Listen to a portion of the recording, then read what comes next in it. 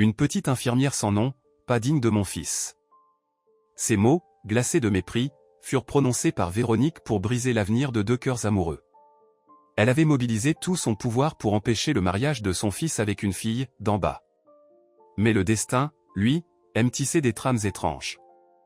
12 ans plus tard, en entrant dans une prestigieuse clinique de rééducation avec son petit-fils, la grande dame s'arrêta net devant le bureau du médecin-chef. Chers amis, aujourd'hui, nous allons plonger dans l'histoire d'une femme qui, à travers la douleur, a trouvé la force de renaître. Avez-vous déjà vécu une épreuve si difficile qu'elle a fini par ouvrir la porte à un bonheur inattendu?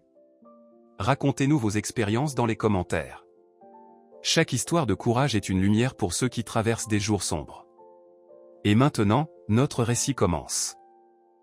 Le soleil d'hiver filtrait à travers les stores, jetant des bandes dorées sur le bureau d'Hélène Dupont. L'air sentait le thé fraîchement infusé, mêlé à une trace subtile de médicaments, un parfum devenu chez elle presque familial. La clinique de rééducation, Renaissance, vivait au rythme précis et tranquille de son quotidien. Au fond du couloir, des rires d'enfants résonnaient, les machines ronronnaient doucement, et les infirmières échangeaient à mi-voix. Hélène ajusta machinalement une photo dans son cadre en bois. Un garçon souriant, les yeux vifs et légèrement sur la réserve, la regardait à travers la vitre. Mathieu. Son fils. Sa victoire. Et sa douleur. Les murs du bureau racontaient mieux que n'importe quelle autobiographie les dernières années de sa vie. Des dessins d'enfants maladroits mais pleins de couleurs. Des lettres de remerciements de parents, dont les enfants avaient enfin fait leur premier pas après de longs mois d'immobilité. Des diplômes, des attestations, preuve d'un apprentissage sans fin. Derrière chaque feuille punaisée, il y avait un destin. Un chemin de l'abattement vers l'espoir. Un léger coup à la porte la tira de ses pensées. Docteur Dupont. C'était Lisa, la jeune secrétaire, fraîchement sortie de l'école, et qui rappelait à Hélène ce qu'elle-même avait été 12 ans plus tôt. Il y a une dame qui souhaite vous voir sans rendez-vous. C'est personnel, dit-elle. Elle insiste beaucoup. Hélène jeta un œil à l'horloge murale, ancienne, héritée de sa grand-mère, qui marquait doucement le temps depuis son arrivée dans cette ville.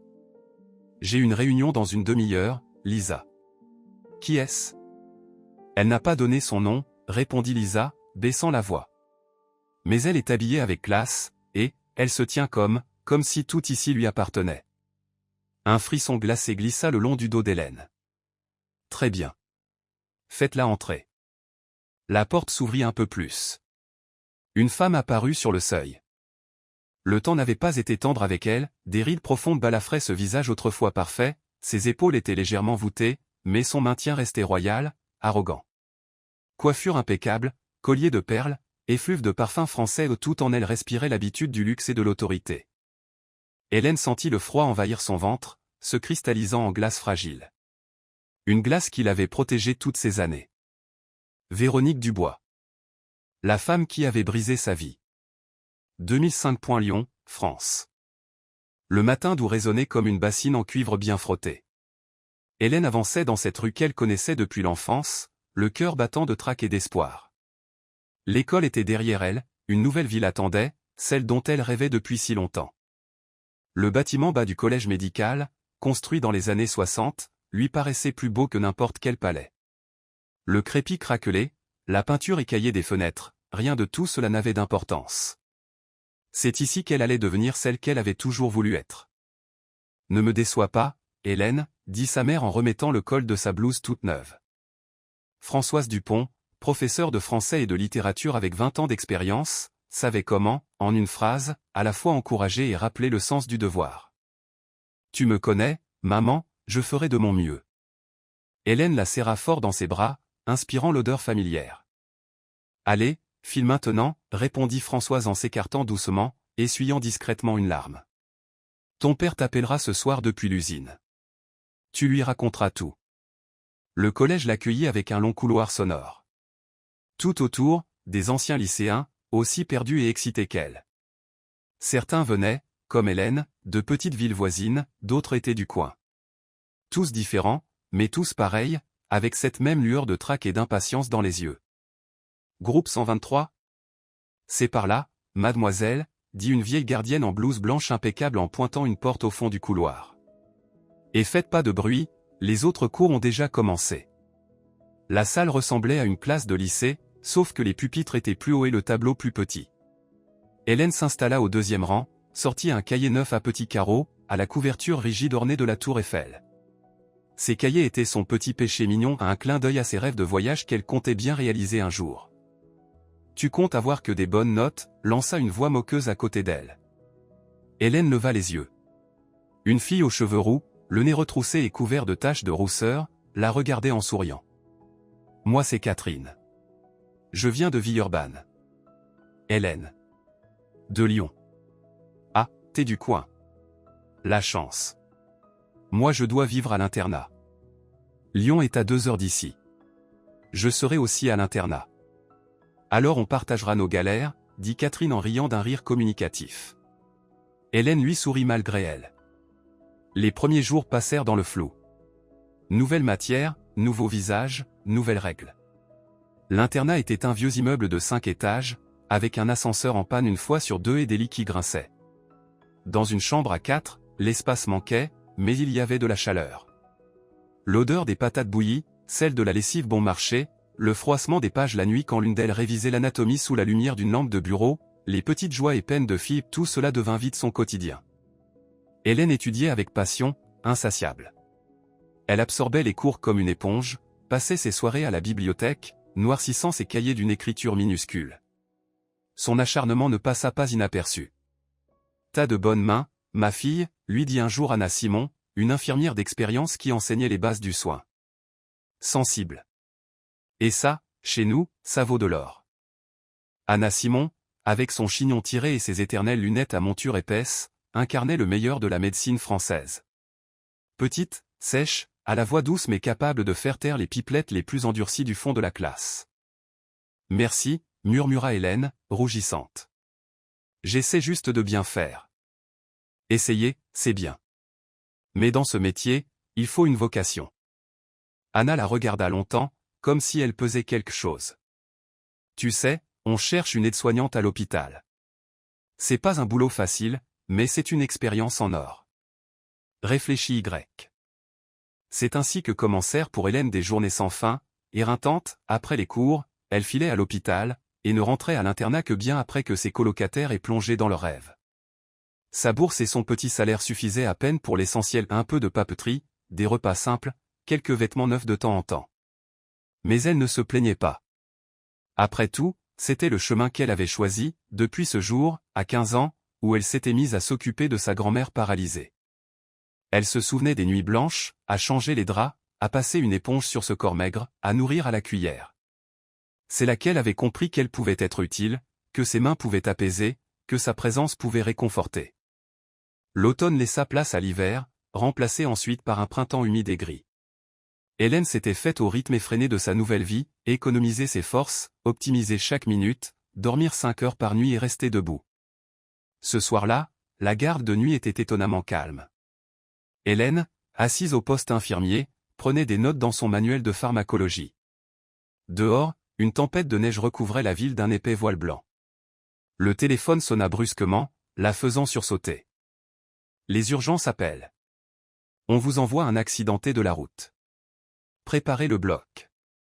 Tout s'accéléra comme dans un film en avance rapide, appel, ordre, pas précipité dans le couloir. Hélène aida à préparer la salle d'opération, disposa les instruments, vérifia les médicaments, les poches de perfusion, le matériel stérile. Les portes des urgences claquèrent, laissant entrer un souffle d'air glacé et l'équipe du SAMU avec une civière. Homme, 22 ans. Il a percuté une barrière sur l'autoroute. Probablement perdu le contrôle à cause du verglas. Traumatisme crânien fermé, multiples contusions, suspicion d'hémorragie interne. Tension en chute, pouls filant. Hélène aperçut fugitivement le visage pâle du jeune homme, du sang séché sur la tempe, avant qu'on ne l'emmène au bloc. Quelque chose lui serra la poitrine, il avait le rage. L'opération dura plus de 3 heures. Hélène aurait dû rentrer, son service terminé, mais elle resta. Quelque chose l'empêchait de partir.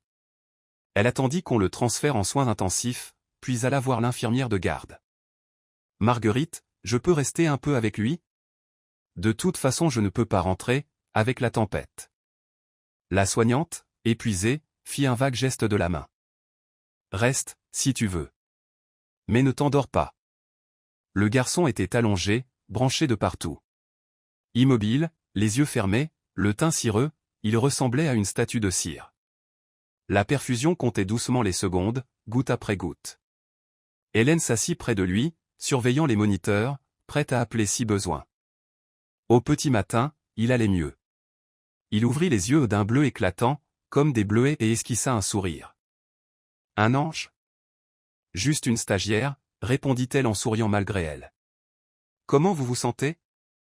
Comme si un camion m'était passé dessus. Qu'est-ce qui s'est passé? Un accident. Vous avez perdu le contrôle à cause du verglas. Vous ne vous souvenez pas. Il fronça les sourcils, tenta de se souvenir, puis grimaça de douleur. Vaguement. Je venais de Paris. Je roulais vite. Ensuite, les phares, puis plus rien. Vous avez eu de la chance. Encore quelques minutes, et c'était trop tard. Alors mon ange gardien était bien en service, dit-il avec un autre sourire franc, presque enfantin, qui toucha Hélène. Vous devez vous reposer. Je dois y aller, j'ai cours. Attendez. Il remua faiblement. Comment vous appelez-vous? Hélène. Moi c'est Arthur. Arthur Dubois. Vous reviendrez? Elle hocha la tête, sans trop savoir pourquoi, et sortit de la chambre. Un étrange sentiment de chaleur l'envahit, comme si elle venait de trouver quelque chose qu'elle ne savait même pas chercher. Les jours suivants, Hélène passa souvent voir Arthur. D'abord pour le travail, prendre sa tension, changer la perfusion, l'aider à manger quand on l'autorisa à reprendre les solides. Puis, juste pour discuter. Arthur s'était révélé ouvert, drôle, avec un vrai sens de l'humour. Il lui parlait de son boulot d'analyste financier dans une grande boîte, de ses voyages, de sa vie à Paris, et Hélène avait l'impression d'écouter un récit venu d'une autre planète. Leur monde était si différent que leur rencontre ressemblait à un pur hasard.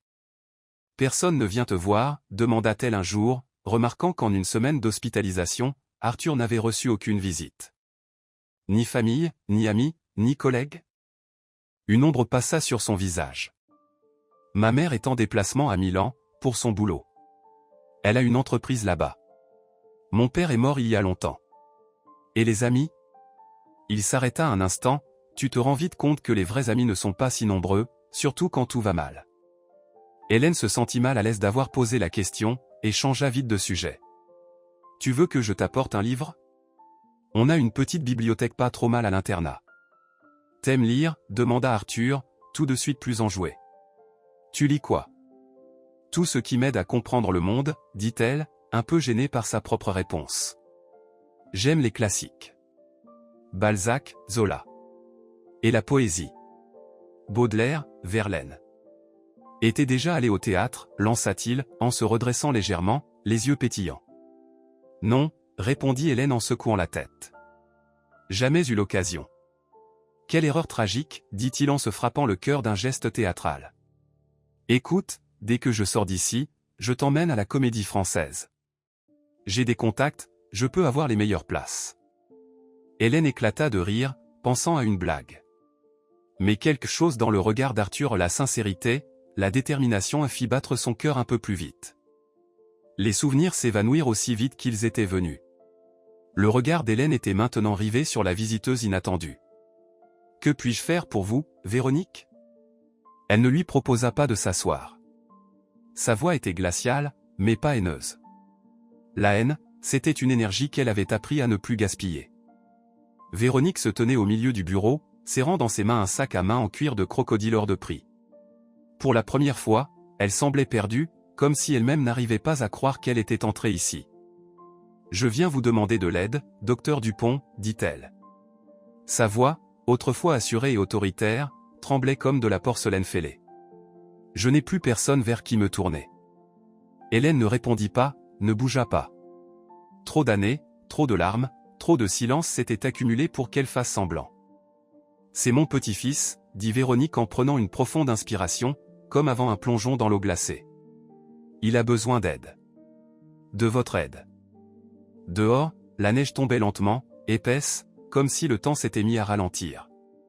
Un rire d'enfant retentit dans le couloir, vif, authentique, ramenant Hélène au présent. Leur chemin venait à nouveau de se croiser. À elle maintenant de décider quelle direction prendre. 11 ans plus tôt. Avril s'épanouissait comme un bouton de fleurs inconnu. Hélène était debout à la fenêtre de l'internat, regardant le soleil jouer dans les flaques laissées par la pluie de la nuit. La chambre était vide, ses colocataires partis chez leur famille pour le week-end. Elle n'avait nulle part où aller, ses parents étaient chez une tante à la campagne, et elle était de garde le lendemain soir. Un bip discret dans la poche de sa veste signala l'arrivée d'un message. Elle sourit en voyant le nom de l'expéditeur. Arthur, sorti de l'hôpital une semaine plus tôt, n'avait pas oublié sa promesse. Rendez-vous dans 1 heure à la gare. Je t'attends sur le quai. Habille-toi chaudement, le printemps parisien est trompeur. Elle n'eut pas besoin de longtemps pour se préparer, sa seule robe à peu près élégante, ivoire, des chaussures à petits talons, un manteau au poignet un peu élimé. Hélène se regarda dans le miroir. Un visage pâle, parsemé de taches de rousseur, des cheveux châtains attachés en queue de cheval. Rien de spécial. Rien à voir avec les filles qu'Arthur devait fréquenter d'habitude. Pourquoi moi? La pensée traversa son esprit et s'effaça aussitôt. Elle ne voulait pas penser à demain. Juste à aujourd'hui. À cette aventure, à ce Paris qui l'attendait, mystérieux et attirant. Le train filait à travers les paysages du Rhône, des bois à peine réveillés, des champs baignés de printemps, des faubourgs d'où montaient des fumées de feuilles brûlées. Hélène appuya son front contre la vitre froide, respirant l'odeur du wagon à un mélange de poussière, de métal, et d'un parfum léger de lilas venu de la vieille dame assise en face. C'était comme un rêve, tout ce qui s'était passé entre eux ces dernières semaines. Arthur, resté à l'hôpital plus longtemps que nécessaire. Et elle, collée à lui dès qu'elle en avait le temps. Leur conversation à n'en plus finir, sur les livres, les rêves d'enfance, les pays qu'il voudrait visiter. Les étoiles qu'il lui montrait par la fenêtre de sa chambre, lui expliquant les galaxies avec le même enthousiasme qu'elle avait en parlant de soins aux patients alités. Arthur était différent. Rien à voir avec l'image qu'elle se faisait des gens de son monde. Il savait écouter, vraiment écouter. Il posait des questions non pas par politesse, mais parce qu'il voulait comprendre. Il voyait en elle plus qu'une stagiaire en blouse blanche. Prochaine station à gare de Lyon, annonça la voix dans les haut-parleurs, tirant Hélène de ses pensées. Le train ne va pas plus loin. Merci de libérer les voitures. Le quai l'accueillit dans un tourbillon de bruit et d'agitation. Les gens se pressaient, se bousculaient, traînaient valises et sacs. Hélène tournait la tête dans tous les sens, un peu perdue, cherchant une silhouette familière. Tu ne t'es pas perdu? Des mains chaudes se posèrent sur ses épaules. Elle se retourna et croisa des yeux bleus comme des bleuets. Arthur n'avait plus rien du jeune homme de l'hôpital. Costume impeccable soulignant ses épaules larges, cheveux clairs soigneusement coiffés, une montre dorée scintillant à son poignet. Mais son sourire, lui, était resté le même franc, gamin, un brin malicieux. Je t'avais promis le théâtre, tu te souviens, dit-il en lui prenant le bras. Mais d'abord, je veux te montrer un autre Paris. Pas celui des touristes. Le mien. Ils se promenèrent dans les ruelles de Montmartre, visitèrent des boutiques d'antiquaires qui sentaient le vieux papier et le bois, burent un café dans un minuscule troquet caché au sous-sol d'un immeuble du XIXe siècle. Regarde, dit Arthur en pointant un immeuble à la façade écaillée, c'est ici qu'a vécu l'architecte qui a dessiné la moitié des hôtels particuliers de Passy. On dit qu'il cachait les plans d'une ville secrète sous Paris dans sa cave. On ne les a jamais retrouvés. Hélène buvait ses paroles. Grâce à lui, Paris prenait vie, cessait d'être un monstre froid pour devenir un lieu plein d'histoires, de secrets, d'âmes. Tu sais tout ça comment? Demanda-t-elle alors qu'il s'était assis sur un banc dans un petit square. Je lis beaucoup, répondit-il avec un haussement d'épaule. Ma mère voulait que je devienne architecte comme mon grand-père. Mais moi, c'étaient les chiffres qui me parlaient. Et toi, ça te plaît? Beaucoup, dit-elle en souriant. J'étais déjà venu à Paris, mais seulement en excursion. La Tour Eiffel, le Louvre, Notre-Dame. Là, c'est un tout autre Paris. Exactement. Paris change selon celui qui le regarde. Le soir, ils arrivèrent dans le quartier des théâtres. Le bâtiment se dressait comme un temple grec. Les enseignes au néon perçaient le crépuscule, donnant au lieu une aura presque magique. Viens, dit Arthur en l'entraînant vers l'entrée des artistes. Un vieux monsieur en uniforme les y attendait. Monsieur Dubois, ça fait longtemps. bonjour Michel. Je fais visiter à une amie. Le vieil homme lui lança un clin d'œil complice. Première fois au théâtre, mademoiselle? Alors vous avez le bon guide. Ils déambulèrent dans les couloirs sombres, jetèrent un œil aux loges désertes, montèrent sur les passerelles où la scène semblait minuscule. Hélène se sentait comme Cendrillon au bal. Et lorsqu'Arthur, par miracle, sortit 2 billets pour le spectacle du soir, elle le suivit dans la grande salle, émerveillée. Ils assistèrent à « Le fantôme de l'opéra », une histoire d'amour magique, plus forte que la mort. Magnifique, non, souffla-t-il pendant l'entracte. Incroyable, murmura-t-elle, émue. C'est comme si je faisais partie du conte. La soirée s'acheva par un dîner tardif dans un restaurant avec vue sur Paris la nuit. Hélène tenait maladroitement les couverts en argent, essayant de se souvenir lequel utiliser. Le serveur, raide dans sa chemise blanche, s'adressait à elle avec une déférence qui la mettait encore plus mal à l'aise. « Ignore-les », dit doucement Arthur. Toutes ces règles ne servent qu'à créer une barrière entre eux et les autres. Ça ne veut rien dire. Pour toi, peut-être, répondit-elle en tournant son verre d'eau gazeuse entre les doigts. Mais moi, je viens d'un autre monde. Tu vois ces fourchettes dorées et tu sais à quoi elles servent.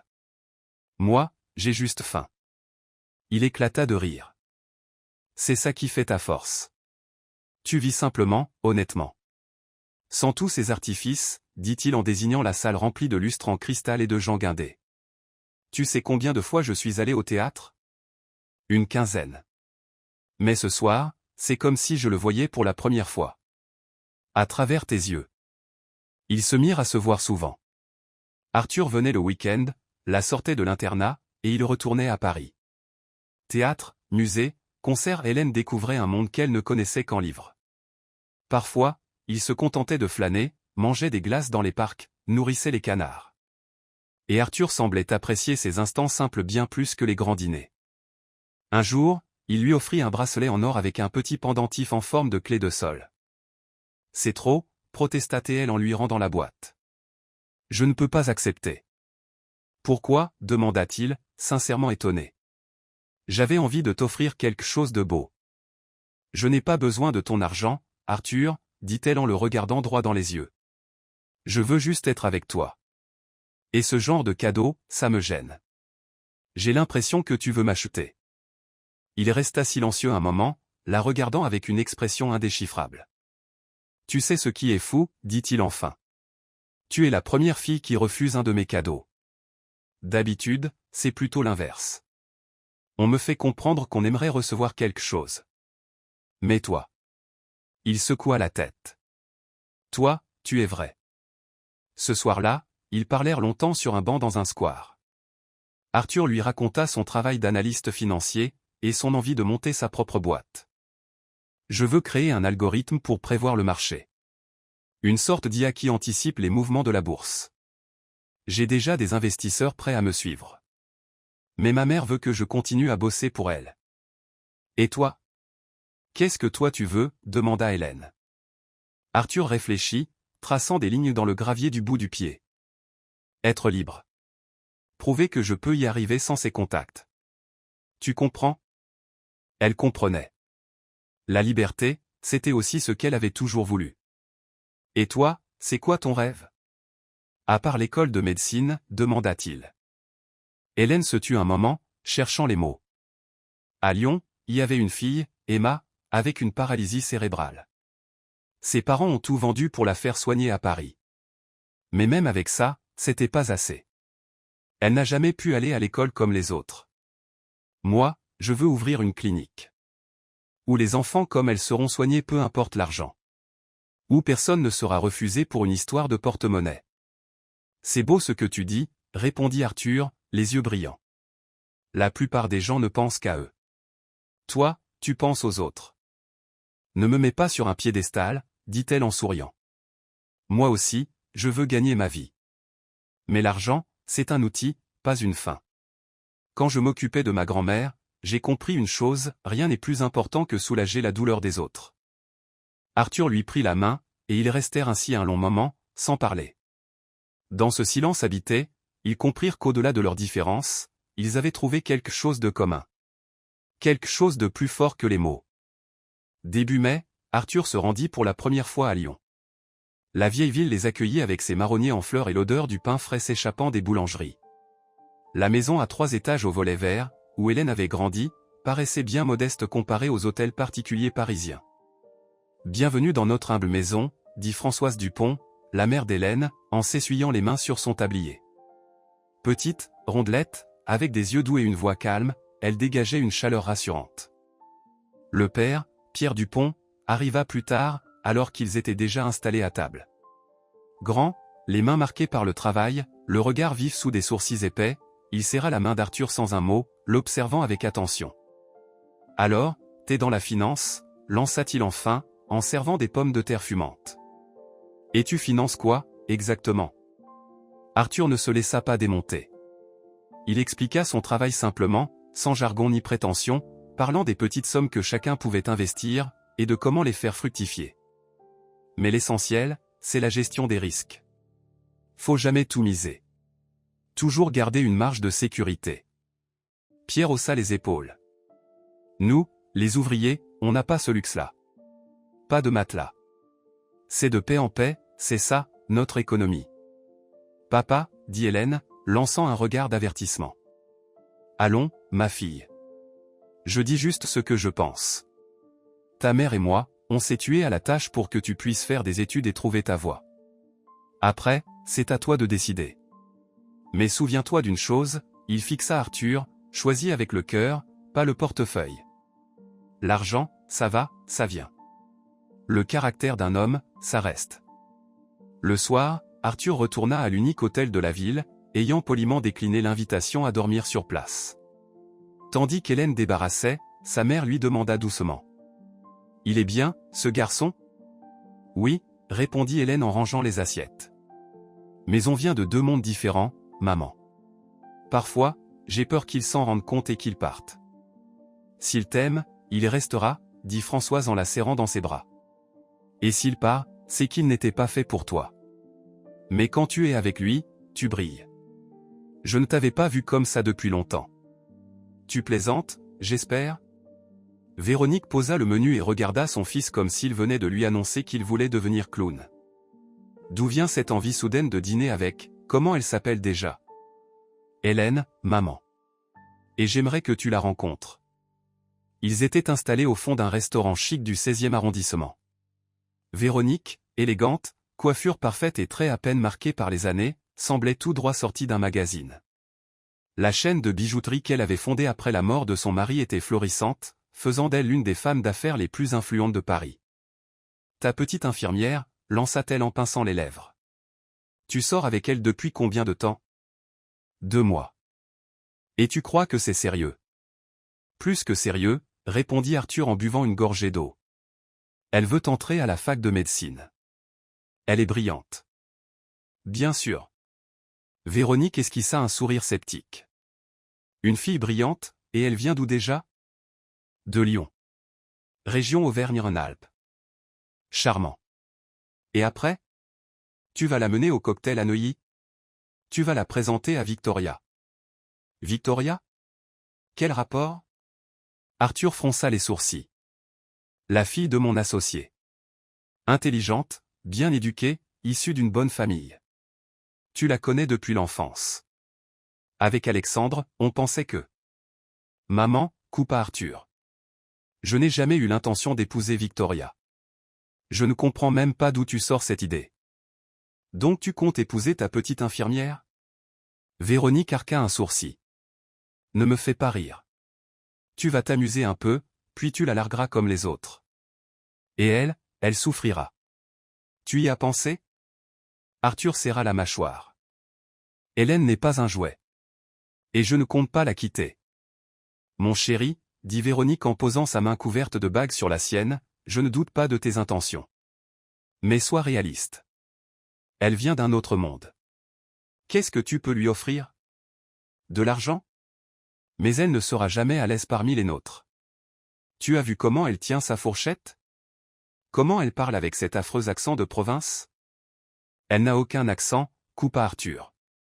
Et je me fiche de sa manière de tenir une fourchette. Ce qui compte, c'est la personne qu'elle est. Véronique poussa un soupir. Très bien, je vais la rencontrer. Mais je ne promets pas de changer d'avis. Hélène se préparait à cette rencontre comme à l'examen le plus difficile de sa vie. Elle avait dépensé toutes ses économies pour s'acheter une robe bleu marine, sobre mais élégante, avec un col montant. Catherine lui avait prêté une paire de boucles d'oreilles en argent, et Anna Simon l'avait aidé à coiffer ses cheveux en un chignon simple mais raffiné. Sois toi-même, lui avait conseillé Catherine. Ne cherche pas à jouer un rôle. Tiens-toi droite, ajouta Anna Simon. Souviens-toi que tu ne vaux pas moins qu'eux. Tu es juste différente. Mais tous ces conseils s'envolèrent dès qu'Hélène franchit le seuil du restaurant où Véronique leur avait donné rendez-vous. Un décor en pierre, des serveurs en smoking, des lustres en cristal projetant des reflets scintillants sur des nappes immaculées où tout respirait la richesse et le raffinement, et elle se sentit comme Cendrillon sur le point de redevenir Souillon. Véronique les attendait à une table près de la fenêtre. Elle ne se leva pas à leur arrivée, se contentant d'un léger hochement de tête. Arthur l'embrassa sur la joue et présenta Hélène. Enchantée, dit Véronique d'un ton glacial, en détaillant la jeune femme du regard. Arthur m'a beaucoup parlé de vous. Le dîner fut une épreuve raffinée. Chaque question de Véronique était une petite estocade.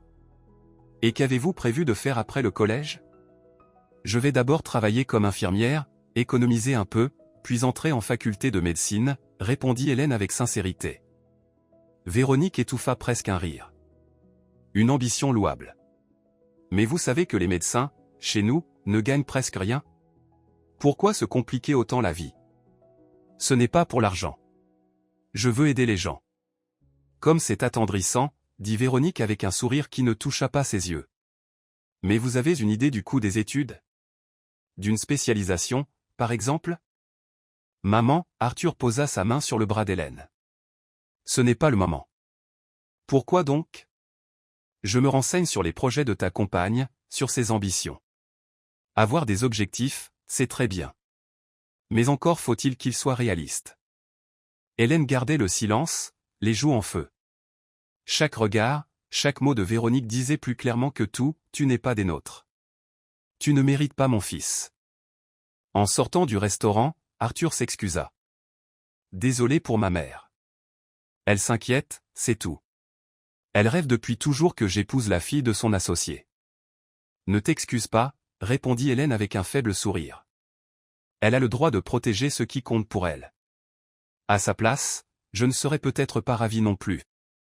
Ne dis pas ça, dit Arthur en la serrant dans ses bras. Tu es la meilleure chose qui me soit arrivée. Et elle finira par le comprendre. Un jour. Mais les jours passaient, et rien ne changeait. Véronique ne l'appelait plus quand elle savait qu'il était avec Hélène. Elle annulait les repas de famille, faisait semblant d'avoir oublié son prénom lors des rares rencontres. Puis elle décida de passer à l'action. Cette fille n'est pas pour toi, dit-elle un soir, debout devant la baie vitrée de son bureau au siège de sa chaîne de bijouterie. Du 30e étage, les lumières de Paris semblaient une pluie de diamants. Elle vient d'un autre monde. Tu ne peux lui offrir que des soucis et le malaise de ne pas appartenir au tien. Arthur, assis, faisait tourner un verre de whisky dans ses mains. Je me fiche de ce monde, maman. Je l'aime. L'amour? Véronique se retourna brusquement. Tu crois qu'elle t'aime toi? Ou ton compte en banque? Ne sois pas naïf. J'ai mené mon enquête. Son père est ouvrier. Sa mère, institutrice. Tu imagines dans quelle pauvreté elle a grandi? Bien sûr qu'elle te voit comme une opportunité de s'en sortir. Tu ne la connais pas, dit Arthur en posant brusquement le verre, le liquide débordant sur le bois poli. Hélène a refusé le bracelet que je lui ai offert. Elle m'a dit qu'elle ne voulait pas de mon argent. Maligne, la petite, ricana Véronique. Pourquoi accepter un bracelet, quand on peut viser une bague de fiançailles et la moitié de ta fortune après le divorce? Ça suffit. Arthur se leva d'un bond, renversant sa chaise. Je ne te laisserai pas parler d'elle comme ça. Hélène est la personne la plus honnête que je connaisse. Elle ne joue pas un rôle. Elle veut sincèrement aider les autres. Et pas pour en tirer profit. Touchant, dit Véronique en croisant les bras. Et maintenant? Tu vas abandonner ta carrière pour l'aider à sortir des enfants handicapés de la misère? Ou financer ses projets idéalistes jusqu'à ce qu'elle ait dilapidé tout ce que j'ai construit? Tu sais ce qu'il y a de plus triste, maman, dit Arthur en la regardant avec amertume. C'est que tu ne crois même plus qu'une autre vie est possible. Que des choses puissent valoir plus que l'argent. Je suis juste réaliste, mon garçon. Et je sais de quoi je parle. Continue à la fréquenter si tu veux. Mais si jamais tu parles de mariage, oublie tout. Je ne te soutiendrai plus. Pas un sou pour ton projet, pas une part dans l'entreprise. Rien. Arthur eut un sourire sec. Alors soit. Ce sera comme ça. Dans une petite bijouterie tranquille du Marais, Arthur mit du temps à choisir la bague. Il évita bien sûr les boutiques de la chaîne de sa mère, où il aurait été immédiatement reconnu. Le vendeur, un vieil Arménien aux yeux vifs, lui présenta plusieurs modèles, mais Arthur s'arrêta sur une bague toute simple, un seul diamant, modeste, mais d'une pureté parfaite. Une taille rare, fit remarquer le bijoutier. À l'ancienne. On n'en voit presque plus. C'est pour une fille spéciale, non? Arthur hocha la tête. La plus spéciale de toutes. En sortant de la boutique, il serra dans sa poche la petite boîte en velours. Pour la première fois, il allait à l'encontre de la volonté de sa mère. Et curieusement, cette décision ne lui pesait pas, elle lui apportait un sentiment de légèreté, comme s'il devenait enfin lui-même. La cérémonie de fin d'études à l'école de soins infirmiers devait avoir lieu une semaine plus tard. Arthur savait que ce serait le moment parfait. Il s'imaginait Hélène, debout au seuil d'une nouvelle vie, lui dire « oui », et tous deux commenceraient alors à construire leur avenir, pas celui que sa mère avait prévu, mais le leur. Hélène méritait cette bague. Non pas pour sa valeur, mais pour ce qu'elle symbolisait, une promesse. Celle d'être là, quoi qu'il arrive. Dans le taxi du retour, Arthur regardait les rues de Paris défiler et pensait à la façon dont leur vie s'était croisée. Lui, fils de bonne famille, habitué à obtenir tout ce qu'il voulait, avait appris d'une fille venue d'une petite ville tout ce que l'argent ne pouvait pas acheter, la sincérité, la générosité, la capacité de voir le meilleur chez les autres.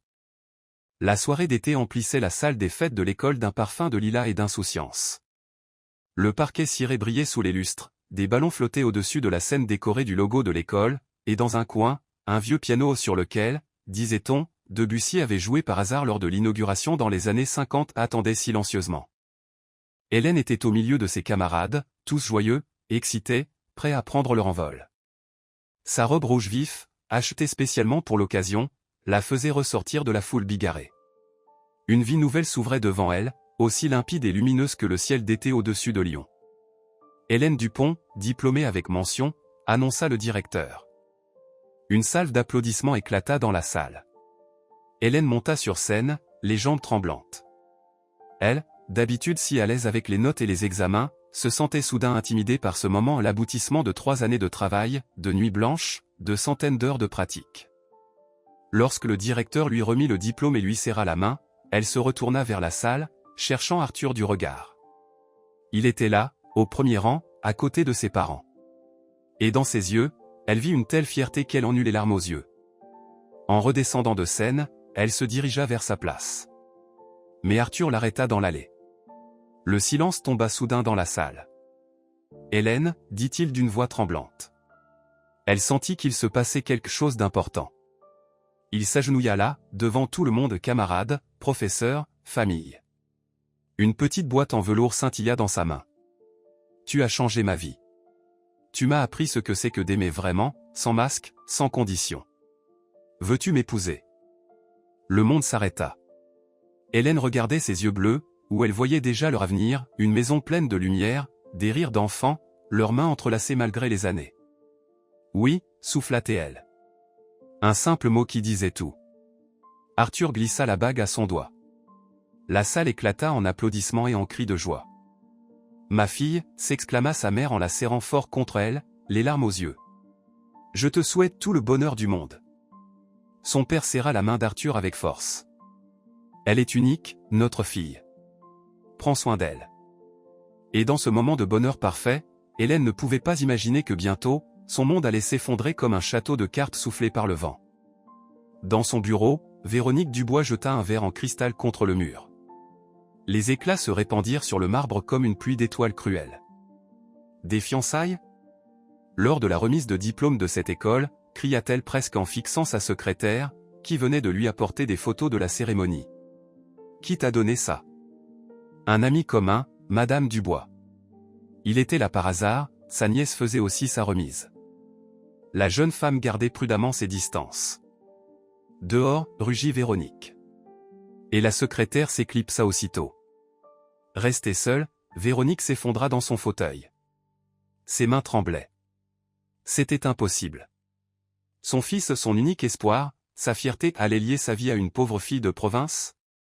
Une gamine sans relation, sans argent, sans même le minimum de savoir-vivre? Véronique se souvenait parfaitement de la difficulté qu'elle avait eue à gravir les échelons.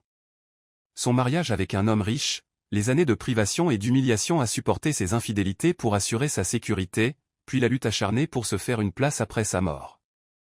Elle avait bâti un empire à partir de rien pour son fils. Pour qu'il ne connaisse jamais le besoin. Pour que sa vie soit facile, brillante. Et maintenant, il allait tout gâcher? Jamais. Elle ne le permettrait pas. Véronique s'approcha du coffre dissimulé derrière un tableau. Elle en sortit une pochette marquée « Projet A ». Le business plan d'Arthur. 2 ans de travail, d'idées, d'espoir. Cet algorithme de prédiction boursière pouvait rapporter des millions. Son fils avait du talent, elle n'en doutait pas. En feuilletant les pages, elle comptait mentalement combien elle avait déjà investi dans ce projet, et ce qu'elle comptait encore y mettre. L'argent, les contacts, les recommandations, tout ce qui lui permettrait de réussir tout en restant redevable. Relié à elle par la reconnaissance. Elle referma la pochette d'un geste sec. Il avait le choix, revenir à la raison, ou tout perdre. Elle trouverait le moyen de le forcer à choisir entre cette fille et son avenir. « Je ne comprends pas », dit Arthur, assis dans le bureau de sa mère, une tasse de café froid entre les mains. « Tu disais toi-même que les investisseurs étaient prêts à s'engager. » « Ils l'étaient, » répondit Véronique sans lever les yeux de ses papiers. « Mais la situation a changé. Le marché est instable, les risques ont augmenté. » « Et qu'est-ce qui a changé, exactement, en une semaine ?» La voix d'Arthur se durcissait. « Tu vas me dire que ça n'a rien à voir avec mes fiançailles ?» Véronique le regarda enfin. « Qu'en penses-tu ? Tu voudrais que je mette des millions sur la table pendant que tu épouses la première fille venue ? » « Hélène n'est pas la première fille venue, » répliqua Arthur en posant brutalement la tasse. « Je l'aime. Et nous allons nous marier. Avec ou sans ta bénédiction. » « Très bien, » dit-elle en haussant les épaules. « C'est ton choix.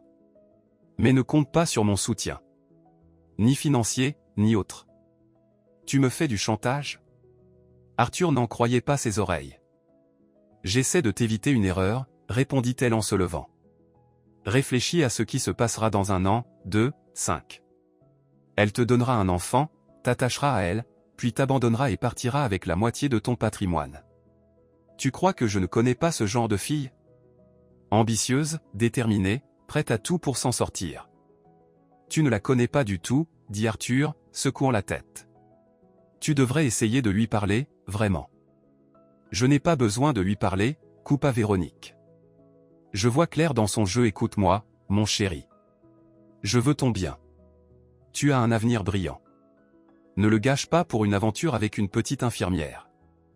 Arthur se leva, la colère bouillonnant en lui. Ce n'est pas une aventure. C'est ma vie. Et je suis le seul à décider avec qui je veux la partager. Pendant qu'Arthur se débattait avec sa mère, Hélène faisait face à ses propres difficultés. Elle continuait de travailler à l'hôpital, se préparait à passer les examens d'entrée à la faculté de médecine, et comptait les jours jusqu'au mariage, prévu pour l'automne. Mais quelque chose clochait. D'abord, son dossier pour la visite médicale d'admission disparut sans explication. Elle dut tout recommencer, perdant un temps précieux. Ensuite, sa hiérarchie se mit à lui faire des remarques constantes, pour des broutilles. Des collègues, autrefois chaleureux, détournaient le regard et évitaient ses questions. « Qu'est-ce qui se passe, Marie ?» demanda-t-elle un jour à une aide-soignante âgée, avec qui elle avait toujours été en bons termes. « Pourquoi tout le monde agit bizarrement ?» Marie regarda autour d'elle et baissa la voix. « On raconte que des gens se sont renseignés sur toi. Qu'ils ont posé des questions, sur tes habitudes, sur ton comportement. Même s'il t'est arrivé de prendre quelque chose à l'hôpital. » Quoi ? Hélène était abasourdie. Qui a posé ces questions ? Je ne sais pas, ma petite. Mais depuis leur passage, la direction a changé d'attitude. Ils ont peur, c'est clair. Peur de quelqu'un. Hélène voulut en parler à Arthur, mais il était absorbé par ses propres ennuis. Depuis que sa mère avait coupé les fonds, il courait après de nouveaux investisseurs, enchaînait les rendez-vous, les réunions, les appels. Puis Hélène apprit qu'elle était enceinte. 2 traits roses, nets comme une signature du destin, étaient apparus sur le test. Son premier réflexe fut de téléphoner à Arthur, mais elle décida de lui annoncer en face. Elle redoutait un peu sa réaction. Ils avaient parlé d'enfants, oui, mais plus tard, après le mariage, une fois bien installé. Pas maintenant, en plein chaos. Arthur vint la voir 2 jours plus tard. Il avait l'air épuisé, les traits tirés, des cernes sous les yeux. Mais quand elle lui annonça la nouvelle, son visage s'illumina d'un bonheur pur, et tous ses doutes s'effacèrent. C'est merveilleux, dit-il en la soulevant dans ses bras et en la faisant tournoyer. On se mariera plus tôt, c'est tout. Ils décidèrent d'avancer la date du mariage au mois suivant. Ils choisirent des alliances simples désormais, chaque centime comptait pour l'enfant. Hélène rayonnait. Elle rêvait à l'avenir. Ses parents, bien qu'inquiets de la rapidité des événements, soutenaient son choix. Mais quelque chose changea. Arthur devint distant, silencieux. Il annulait souvent leurs rendez-vous, prétextant le travail. Il ne parlait plus du bébé, ni de leur futur. « Qu'est-ce qui se passe » demandait Hélène. Elle n'avait droit qu'à des réponses vagues. « Je suis fatiguée. Trop de boulot. On en parlera plus tard. » Elle pensait que ses difficultés financières l'épuisaient. Il avait perdu le soutien de sa mère, devait chercher de nouveaux investisseurs, préparer le mariage, devenir père, c'était beaucoup. Trop, peut-être. Hélène continuait d'avancer, elle avait choisi une robe simple, commandé un petit gâteau chez un pâtissier du quartier, établi une liste d'invités. Aucun ami proche d'Arthur ne répondit à l'invitation. Tous déclinèrent poliment. Cela lui fit mal, mais elle n'en montra rien. Une semaine avant la date prévue, Arthur ne vint pas à leur rendez-vous. Il ne répondait plus à ses appels. Inquiète, le cœur serré, Hélène prit le train pour Paris. Elle se rendit à son immeuble, mais le concierge, élégant et rigide, lui barra le passage. « Vous cherchez qui, mademoiselle ?»« Arthur Dubois. Je suis sa fiancée. » L'homme la détailla du regard, s'attardant sur ses vêtements modestes et son ventre à peine arrondi. « Monsieur Dubois a donné consigne de ne laisser entrer personne. »« Moi ? Il refuse de me voir, » souffla Hélène, incrédule. « Appelez-le. Dites-lui qu'Hélène est là. »« J'ai des instructions, » répondit-il fermement. Elle alla s'asseoir sur un banc face à l'entrée, le sol se dérobant sous ses pieds. Qu'est-ce qui se passait? Pourquoi Arthur refusait-il de la voir? Elle l'appela encore et encore, mais son téléphone restait éteint. La nuit tombait quand il finit par la rappeler. « Où es-tu? Qu'est-ce qui se passe » dit-elle, la voix tremblante. « Pardon » répondit Arthur d'un ton étrange, comme s'il se forçait à parler. « J'ai besoin de temps. Pour réfléchir. » Réfléchir à quoi? À notre mariage? À notre enfant? Sa voix lui semblait étrangère, aiguë, brisée. Un silence. Long. Trop long. Elle crut que la ligne avait coupé. Je ne suis pas sûr que l'enfant soit de moi, finit-il par dire. Comme un coup de poignard. Le monde chancela. Hélène se raccrocha au banc pour ne pas tomber. Quoi? Comment peux-tu dire ça? Arthur, tu sais que c'est faux. J'ai besoin de temps, répéta-t-il. Puis il raccrocha. Elle resta seule, dans une ville étrangère, le cœur brisé, un enfant dans le ventre. Ce devait être un cauchemar. Mais non. C'était réel. Froid. Cruel. De retour à Lyon, Hélène n'arrivait pas à croire ce qui s'était passé. Comment Arthur avait-il pu douter d'elle? Lui, qui la connaissait mieux que personne. Lui, qui savait qu'elle n'était ni menteuse ni manipulatrice. 2 jours plus tard, elle reçut un simple message. Le mariage est annulé. Tes affaires seront envoyées par coursier. C'était tout. Aucun mot d'explication. Aucune excuse. Comme si leur amour, leur projet, leur avenir, n'avaient jamais existé. Un mirage dissipé à l'aube. Hélène était assise au bord de son lit, fixant la fenêtre sans vraiment la voir. Elle ne pleurait pas. Pas encore. À l'intérieur, c'était le vide, total, glacial. Les larmes vinrent plus tard, quand le choc s'effaça et que la douleur prit toute la place. « Ma chérie », dit sa mère en venant s'asseoir à côté d'elle pour la prendre dans ses bras. « Qu'est-ce qui s'est passé ? Dis-moi. » Alors Hélène raconta. Le changement d'attitude d'Arthur, ses doutes monstrueux, ce message sec, sans âme. Françoise écoutait, les yeux embués par la douleur. « Qu'est-ce que j'ai fait de mal, maman ?» sanglota enfin Hélène, comme une digue qui cède. « Pourquoi il m'a fait ça ? » « Tu n'as rien fait de mal, » dit sa mère en lui caressant les cheveux comme autrefois. « C'est lui qui vous a trahi. Toi et ton bébé. Je ne comprends pas. Il était si heureux quand il a su, et puis il a changé du jour au lendemain. Pourquoi ? » Sa mère, répondit sombrement son père, posté à la porte. « Elle était contre vous dès le début, tu t'en souviens ? Et avec le bébé, elle a dû frapper fort.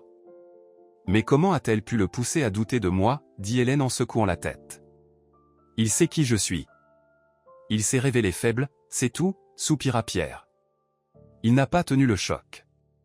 Mais toi, ma fille, tu es forte. Et on est là, avec toi. Toi et le petit. » Anna Simon fut un véritable ange gardien pour Hélène. Non seulement elle lui trouva un poste à temps plein à l'hôpital, mais elle l'aida aussi à remettre de l'ordre dans ses papiers d'inscription, sans cesse perdus ou remplis avec des erreurs. « Quelqu'un fait tout pour t'empêcher d'entrer en fac, ma fille, » dit-elle un jour en examinant un énième certificat mal rempli. « Mais on ne va pas leur laisser gagner. » Hélène travaillait sans relâche, les gardes à l'hôpital, les révisions pour les concours, l'aménagement de sa petite chambre à l'internat pour accueillir le bébé. Elle dormait à peine, mais cette fatigue l'empêchait de penser, de ressasser, de sombrer dans la douleur. « Je vais m'en sortir seule. Mon enfant n'a pas besoin d'un père qui l'a rejeté, » répétait-elle comme un mantra. C'était sa force, sa boussole. Son ventre s'arrondissait. À l'hôpital, ceux qui murmuraient derrière son dos finirent par s'y habituer. Certains lui offrirent même des affaires de bébé, de petits gilets, body, chaussons tricotés main. « Mes petits-enfants ont grandi, tout ça ne sert plus à rien, » disait-il. Et Hélène acceptait ces cadeaux avec reconnaissance. Elle ne tenta pas de recontacter Arthur. Sa fierté l'en empêchait. Mais chaque soir, avant de s'endormir, elle parlait à son bébé. Elle lui racontait combien son père avait été tendre, attentionné, sincère avant de trahir. « Tu ne sauras que le bon à son sujet, » pensait-elle en caressant son ventre. « Tu n'as pas besoin de connaître l'amertume. » À la fin du 7e mois, les ennuis commencèrent, tension élevée, édème, vertige. Le médecin insista pour l'hospitaliser, mais Hélène résistait. Il y avait les concours à préparer, son travail. « Tu es d'abord une mère », déclara fermement Anna Simon. « Et une mère doit penser à son bébé. Tu entres à l'hôpital, Hélène. Les examens attendront l'année prochaine. » La maternité où elle fut transférée se trouvait dans une ville voisine, plus grande. Un vieux bâtiment des années 70, à la peinture écaillée et au lit grinçant, mais à la réputation solide. Dans la chambre à 4 lits, Hélène était la plus jeune. Ses voisines, toutes trentenaires, la prenaient en pitié. Si jeune, et déjà tant d'épreuves. « Le père du bébé c'est pour les complications ?» demanda un soir Larissa, une professeure de lettres. « Non », répondit Hélène brièvement. Elle n'avait pas envie d'en parler. Mais quelque chose la poussa à essayer. Un soir où sa tension explosa, où le médecin affichait un air inquiet, elle demanda à une infirmière d'appeler Arthur. « Dites-lui que j'ai des soucis. Que le bébé risque de naître prématurément. » L'infirmière mit longtemps à revenir. Quand elle le fit, son visage exprimait à la fois la gêne et la compassion. « Alors ?» demanda Hélène, pleine d'espoir. « Personne ne répond » murmura l'infirmière en détournant les yeux. « J'ai essayé plusieurs fois. » « Alors c'est comme ça » pensa Hélène en fermant les paupières. Elle serait seule. Elle et son enfant, contre le monde entier. L'accouchement arriva soudainement, à l'aube. Les contractions étaient si fortes qu'elle en perdait le souffle. Affolée, l'infirmière appela le médecin, et on emmena Hélène d'urgence en salle d'accouchement. « C'est trop tôt, à peine 32 semaines, » dit l'obstétricien, inquiet. « Préparez l'incubateur. Et appelez le réanimateur. » Tout devint flou. La douleur revenait par vagues, emportait sa conscience puis la rendait. Elle entendait ses propres cris comme s'ils venaient de quelqu'un d'autre. Elle sentait son corps se déchirer. « Appelez mes parents », souffla-t-elle à une infirmière entre deux douleurs. « Ils sont à Lyon. Le numéro est… » Elle le dicta avant qu'une nouvelle vague de douleur ne l'engloutisse. Le dernier souvenir qu'elle eut fut la lumière crue des lampes au-dessus d'elle, des mains qui la retenaient, et sa propre voix répétant comme une prière. « Vis. Bébé, vis, je t'en supplie. » Puis un cri. Un cri fin, presque fragile, comme un fil d'argent, mais bien réel. Le cri de son enfant. Entré dans le monde. Un garçon, entendit-elle à travers le brouillard. Tout petit. Et elle sombra dans le noir. Quand elle rouvrit les yeux, il faisait nuit dehors. Une perfusion était suspendue à côté du lit, un cathéter dans son bras. Son corps semblait étranger, lourd, brisé. Enfin réveillée, dit une infirmière en se penchant vers elle. « Comment tu te sens ?»« Mon bébé » murmura Hélène en essayant de se redresser. « Où est mon fils ?»« Ne bouge pas » dit l'infirmière avec autorité. « Le médecin va venir. » Mais quelque chose dans sa voix, dans ses yeux fuyants, glaça Hélène. « Que lui est-il arrivé ?» demanda-t-elle, agrippant le bras de l'infirmière avec une force inattendue. « Dites-moi la vérité. » Le médecin entra sans bruit. Un homme d'un certain âge, le visage marqué, empreint d'une tristesse professionnelle. « Hélène, dit-il en s'asseyant près d'elle. Je suis désolé. »« Non » secoua-t-elle la tête. « Non, non, non. Je l'ai entendu pleurer. Il était vivant. Vous avez perdu beaucoup de sang. Il a fallu opérer en urgence, dit-il doucement, fuyant son regard. Le bébé est né avec de graves complications. Nous avons tout tenté, mais c'était un syndrome de mort subite du nourrisson. Je suis désolé. Je ne vous crois pas, hurla-t-elle en tentant de se lever malgré la douleur qui lui transperçait le corps. Je veux le voir. Maintenant. Dans votre état, ce n'est pas recommandé, dit le médecin en la retenant par les épaules. Vous allez vous traumatiser davantage. Je m'en fiche, criait Hélène, se débattant contre les mains des infirmières qui tentaient de la rallonger. C'est mon enfant. J'ai le droit de le voir. Il ne put refuser. 1 heure plus tard, Hélène, pâle, les yeux gonflés de larmes, était assise dans un fauteuil roulant face à un minuscule paquet. Un petit visage de cire, figé dans une étrange paix. Des lèvres bleutées, des paupières closes. Elle tendit la main et effleura la joue glacée. Quelque chose hurla en elle, un cri sourd, déchirant, incontrôlable. C'était son enfant. Sa chair. Son espoir. Son avenir. Et il était mort. Mais au fond de son cœur, derrière le voile de douleur et de désespoir, une pensée obstinée refusait de mourir, ce n'est pas mon fils. J'ai entendu son cri. J'ai senti qu'il vivait. Il y a quelque chose qui ne colle pas. Le petit cercueil, à peine plus grand qu'une boîte à bijoux, fut descendu en terre dans un cimetière de campagne près de Lyon. Aux côtés d'Hélène se tenaient ses parents, venus la chercher à l'hôpital, et Anna Simon, la soutenant par le bras. Les voisins, discrets, observaient de loin, respectant le chagrin de la jeune mère. « Que Dieu accueille l'âme de ce petit ange », murmurait le prêtre, pressé d'en finir. Hélène restait droite comme un piquet, les yeux secs. Depuis qu'elle avait vu le corps du bébé, plus une larme n'était sortie. Tout semblait consumé de l'intérieur. Ne restait que la cendre. Les fossoyeurs recouvrirent la minuscule tombe de terre, formant un petit mont anonyme. Elle n'avait pas eu le temps de lui choisir un prénom. Elle voulait en parler avec Arthur. Elle voulait que ce soit leur choix. « Viens, ma chérie », dit doucement sa mère en lui touchant l'épaule.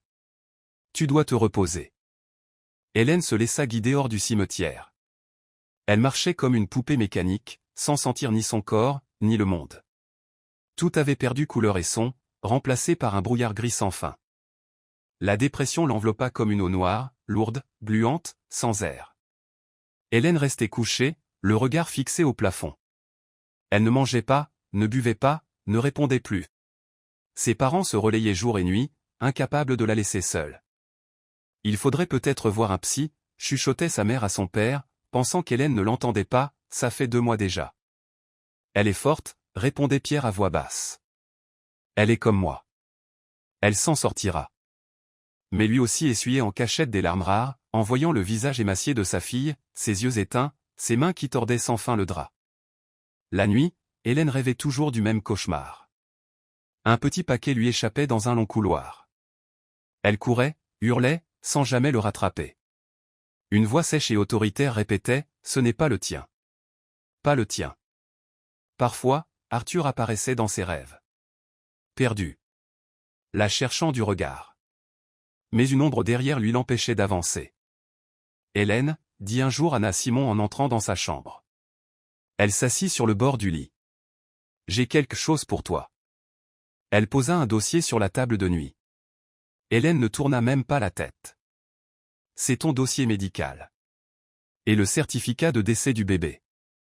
J'ai demandé à quelqu'un de m'en faire des copies, » murmura Anna, en se penchant plus près. « Et il y a des choses bizarres, Hélène. Des incohérences. L'heure de naissance est notée 17h20, mais dans le registre de la sage-femme de garde, c'est 15h45. Et il y a autre chose. » Le ton de sa mentor la fit réagir pour la première fois depuis des semaines. Hélène tourna lentement la tête. Quoi? Sa voix était rauque, usée par le silence. Ce jour-là, une autre femme a accouché. Une sans-abri. Elle a abandonné son bébé. Le lendemain, le nourrisson est mort, il était trop fragile. Mais certains documents ne concordent pas. Je n'ai pas de certitude, mais... Hélène s'assit d'un coup, s'agrippant au mur. La pièce tournait. Vous croyez, elle n'osait finir. Vous croyez qu'on m'a montré un autre bébé? Je ne dis pas ça avec certitude, dit Anna prudemment. Mais quelque chose cloche. Vraiment. Dans la poitrine d'Hélène, une étincelle s'alluma. Pas de l'espoir. Pas encore. Mais une colère brûlante. Si son fils était vivant, quelque part, elle retournerait ciel et terre pour le retrouver. Que dois-je faire? Demanda-t-elle. Sa voix était déjà plus assurée.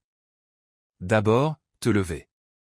Et manger quelque chose, dit Anna avec un petit sourire. Ensuite, il faudra chercher. Des témoins, des dossiers. Peut-être même contacter la police. Au commissariat, l'air sentait le café bas de gamme et le papier administratif. Le jeune inspecteur Alex Grayson l'écouta attentivement, notant chaque mot. Vous voyez, dit Hélène en essayant de rester calme malgré les tremblements de sa voix. Je sais que mon fils est vivant. Je l'ai entendu crier. Et après, on m'a montré un autre bébé. Déjà mort. Grayson la regardait sans juger, mais sans réelle conviction non plus. Vous avez des preuves? Des témoins. Voici les documents, dit-elle en déposant sur la table le dossier préparé par Anna Simon. Il y a des incohérences dans les horaires, voyez? Mais pourquoi quelqu'un ferait ça? Demanda-t-il. Quel serait le mobile? Hélène serra les poings. La mère de mon ex-fiancé. Véronique Dubois. Elle a tout fait pour nous séparer. Elle l'a menacé de le déshériter s'il ne me quittait pas. Et quand elle a appris que j'étais enceinte. Grayson releva la tête, soudain plus attentif. Dubois? La propriétaire de la chaîne de bijouterie? Oui, confirma Hélène. Vous la connaissez? De réputation, répondit-il en tapotant la table de ses doigts. Femme très influente. Beaucoup de contacts haut placés. Vous ne me croyez pas, dit Hélène en hochant lentement la tête. Vous pensez que j'ai perdu l'esprit, rongé par le chagrin. Je n'ai jamais dit ça, répondit doucement Grayson. Mais je dois être honnête avec vous, sans appui, sans argent, découvrir la vérité est presque impossible. Surtout si des gens puissants sont impliqués. Hélène le fixa droit dans les yeux. Je retrouverai mon fils. Peu importe ce que ça me coûtera. Et à cet instant, pour la première fois depuis des mois, le brouillard sembla se dissiper. La douleur restait, bien sûr, mais quelque chose de nouveau naissait, une détermination froide, implacable, qui allait désormais la guider. Je vous aiderai du mieux que je peux, dit soudain Grayson. Mais officiellement, il n'y aura probablement pas d'enquête.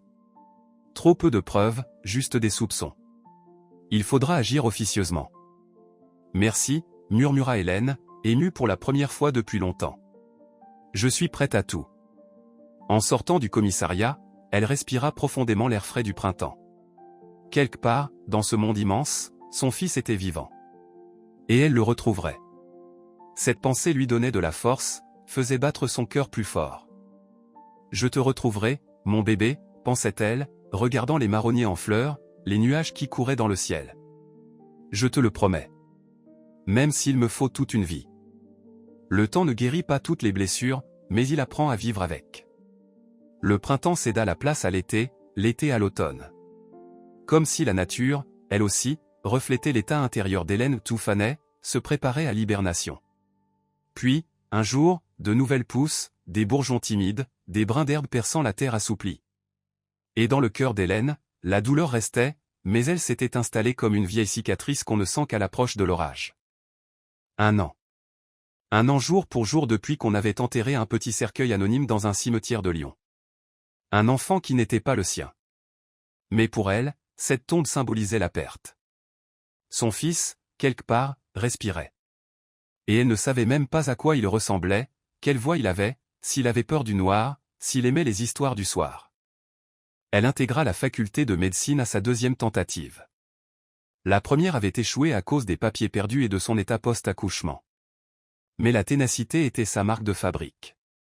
Petite comme un moineau, avec un menton volontaire et un regard habité par une force inexplicable, elle se jetait sur les études comme si sa vie en dépendait, au point d'en effrayer ses camarades.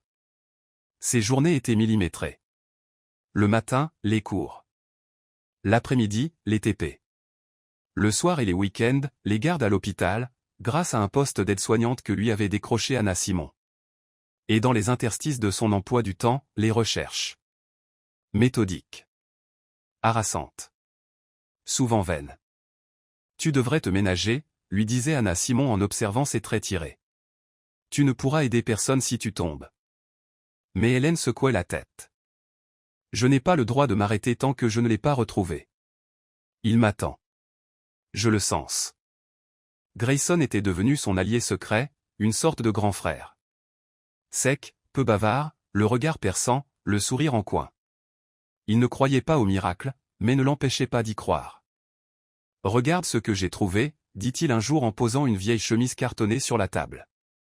J'ai fouillé les archives de la maternité. Le registre des accouchements du jour J. Hélène se pencha, les yeux rivés sur les lignes effacées. Tu vois, dit Grayson en pointant du doigt. Dupont H, accouchement à 15h45, garçon, 1,8 kg, 42 cm. Et juste en dessous, inconnu, 17h20, garçon, 1,75 kg, 40 cm. La sans-abri. Curieux, non? Des mesures presque identiques. Alors pourquoi m'a-t-on dit que mon fils était né à 17h20? Hélène feuilletait les pages avec fébrilité. Ils ont échangé les registres. Pas seulement les registres, murmura Grayson. Regarde la suite. Sur la page suivante, certificat de décès. Nouveau-né masculin, né de Dupont H, décédé le 20 avril 2006 à 23h15. Mort subite du nourrisson. Tu vois, montra Grayson. La page ne ressemble pas aux autres. Police d'écriture plus petite. Papier plus neuf. Ça a été ajouté après coup. Et là, il tourna encore quelques pages. L'acte de décès du bébé de la sans-abri. Daté du 21 avril 2006, 8h30. Le lendemain. Et le papier est visiblement plus ancien. Tu remarques? Le cœur d'Hélène battait si fort qu'elle en avait mal à la gorge. Alors j'avais raison? On m'a montré un autre bébé? Ça en a tout l'air, soupira Grayson. Mais ça ne suffit pas. Ce sont des indices, pas des preuves. Les documents peuvent être falsifiés. Il nous faut des témoins. Des gens qui étaient là. Qui savent. Hélène entama des recherches systématiques. Elle visita tous les foyers pour enfants de la région, éplucha des dossiers d'adoption, interrogea le personnel de la maternité. Partout, elle se heurta à des silences. Certains avaient peur, d'autres avaient oublié, et beaucoup préféraient ne pas se mêler de ça. Elle sentait pourtant que la vérité était proche, mais insaisissable, comme une ombre glissant entre les murs.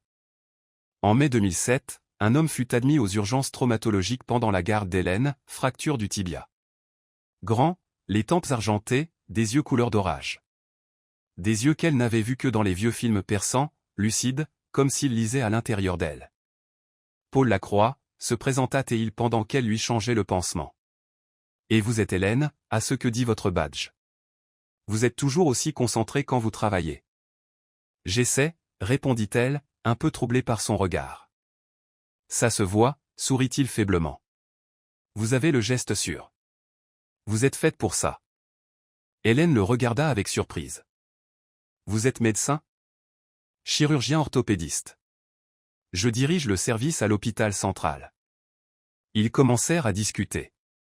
Paul était un spécialiste reconnu, auteur de plusieurs publications et méthodes nouvelles pour traiter les fractures complexes.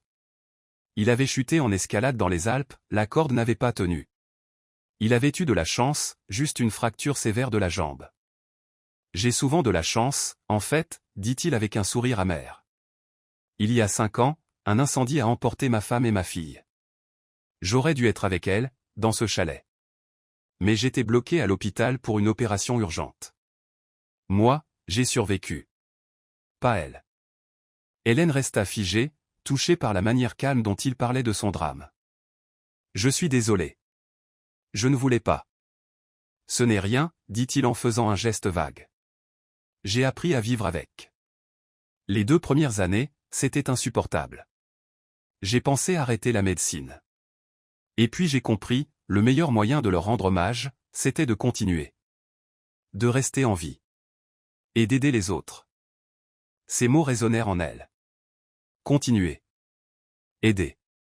N'était-ce pas ce que lui avait appris Anna Simon? Les jours suivants, elle passait souvent dans sa chambre pour une perfusion, un pansement, ou juste demander comment il allait. Un lien étrange se tissa entre eux, comme entre 2 naufragés. Les conversations coulaient naturellement, passant de la médecine à la philosophie, des histoires personnelles aux projets d'avenir. Vous êtes une femme rare, Hélène, dit-il un jour. À votre âge, beaucoup ne pensent qu'aux soirées et aux vêtements. Vous parlez de centre de rééducation pour enfants. C'est mon rêve, répondit-elle. Ouvrir une clinique où l'on soigne tous les enfants, peu importe le portefeuille des parents.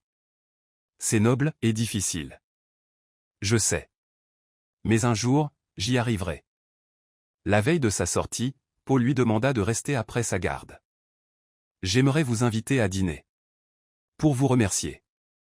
Elle rougit. Ce n'est pas nécessaire. J'ai juste fait mon travail. Non, vraiment, insista-t-il. Vous avez fait bien plus. Vous m'avez redonné goût à la vie. C'est ainsi que leur relation commença. Doucement, prudemment. Avec beaucoup de respect. Paul devint son ami, son mentor. Il parlait médecine, littérature, musique. Il l'emmenait au théâtre, aux expositions, lui présentait des collègues, l'aidait dans ses études. 15 ans les séparaient, mais jamais cela ne fut un obstacle. Hélène ne réalisa pas tout de suite que Paul éprouvait plus que de l'amitié. Et elle mit encore plus de temps à comprendre ses propres sentiments. La douleur de la trahison était encore trop vive. La perte de son enfant, trop profonde. Il faut que je vous dise quelque chose, lui confia Paul un soir, alors qu'il se promenait sur les quais de la Saône. Je ne veux rien précipiter, mais je pense que vous devez savoir. Je vous aime, Hélène. Et si vous avez besoin de temps, j'attendrai autant qu'il le faudra. Elle s'arrêta, fixant l'eau sombre du fleuve. Vous ne savez pas tout de moi. Alors dites-le-moi. Et elle raconta. Tout. La rencontre avec Arthur, leur amour, la trahison. Le bébé qu'on lui avait arraché. Sa quête sans relâche. Paul l'écouta en silence. Quand elle eut terminé, il resta immobile un long moment, puis murmura. Je vais vous aider à retrouver votre fils. Pourquoi? Demanda Hélène en secouant la tête. Ce sont mes blessures, mes batailles. Parce que je sais ce que c'est que perdre ce qu'on a de plus cher, répondit-il simplement. Et si j'ai la moindre chance de vous aider à retrouver ce qui est à vous, je le ferai. Ces mots brisèrent en elle une dernière barrière. Un mur invisible qu'elle avait bâti autour de son cœur. Pour la première fois depuis longtemps, elle se mit à pleurer. Pas de douleur. Mais de gratitude. Et d'espoir. Paul tint parole. Il avait des contacts, des ressources qu'Hélène n'avait pas. Il engagea un autre détective privé et expérimenté, très cher, réputé pour retrouver une aiguille dans une botte de foin. L'homme travailla en tandem avec Grayson, et ensemble, ils commencèrent à démêler les chevaux menant à Véronique Dubois. Elle a versé une grosse somme au directeur de la maternité, expliquait Grayson, assis dans l'appartement d'Hélène. En échange, il a arrangé les choses avec le médecin de garde et quelques infirmières. Les dossiers ont été falsifiés, les bébés échangés. Ton fils a été emmené hors de l'hôpital avant même ton réveil post-opératoire. Mais, où, murmura Hélène, serrant nerveusement sa tasse de thé froid. Où est-il maintenant? On cherche encore, répondit Sam Mitchell, le deuxième détective, homme taciturne au visage creusé comme une écorce. Nous avons une piste, un foyer pour enfants à Langres, les Petits Anges. Le bébé y a été inscrit comme abandonné, sans aucun document. Mais la date d'entrée correspond. Dehors, il pleuvait finement, longuement. Une pluie qui nettoyait la poussière et la chaleur. Hélène fixait les gouttes qui coulaient le long des vitres, en pensant que, quelque part derrière ce rideau de pluie, à des centaines de kilomètres, se trouvait peut-être son fils. Le temps fila. Hélène acheva ses études de médecine presque sans s'en rendre compte. Entre-temps, elle et Paul s'étaient mariés. Une cérémonie simple, intime, entourée seulement de leurs proches. Pas de luxe, pas d'invités influents, juste les parents d'Hélène, Anna Simon, Grayson et sa femme, quelques collègues. « Tu es heureuse ?» demanda sa mère en l'aidant à ajuster sa robe de mariée en soie, simple et élégante. « Oui », répondit Hélène avec un vrai sourire. « Paul est un homme bien. Le meilleur. Mais tu penses encore à lui? À ton petit garçon? Tous les jours, maman. Chaque minute. Et Paul le sait? Il ne se contente pas de savoir, répondit Hélène en ajustant son voile. Il m'aide à le chercher. Tu comprends? Il veut retrouver mon fils autant que moi. Alors oui, vous serez heureux, dit sa mère en l'embrassant sur le front. Quand quelqu'un accepte ta peine autant que ta joie, c'est de l'amour vrai. Paul tint une autre promesse, il aida Hélène à lancer son projet de clinique de rééducation. Son rêve devenait réalité. Un local fut trouvé, du matériel acheté, une première équipe engagée. Hélène se spécialisa en pédiatrie, avec un focus sur la rééducation des enfants atteints de troubles moteurs ou malformations congénitales. Les recherches continuaient. La piste menant au foyer Les Petits Anges s'avéra fiable. Un petit garçon nommé David, dont l'âge correspondait exactement, y avait été admis peu après l'accouchement d'Hélène. Mais il avait été adopté 2 ans plus tôt par une famille de Strasbourg.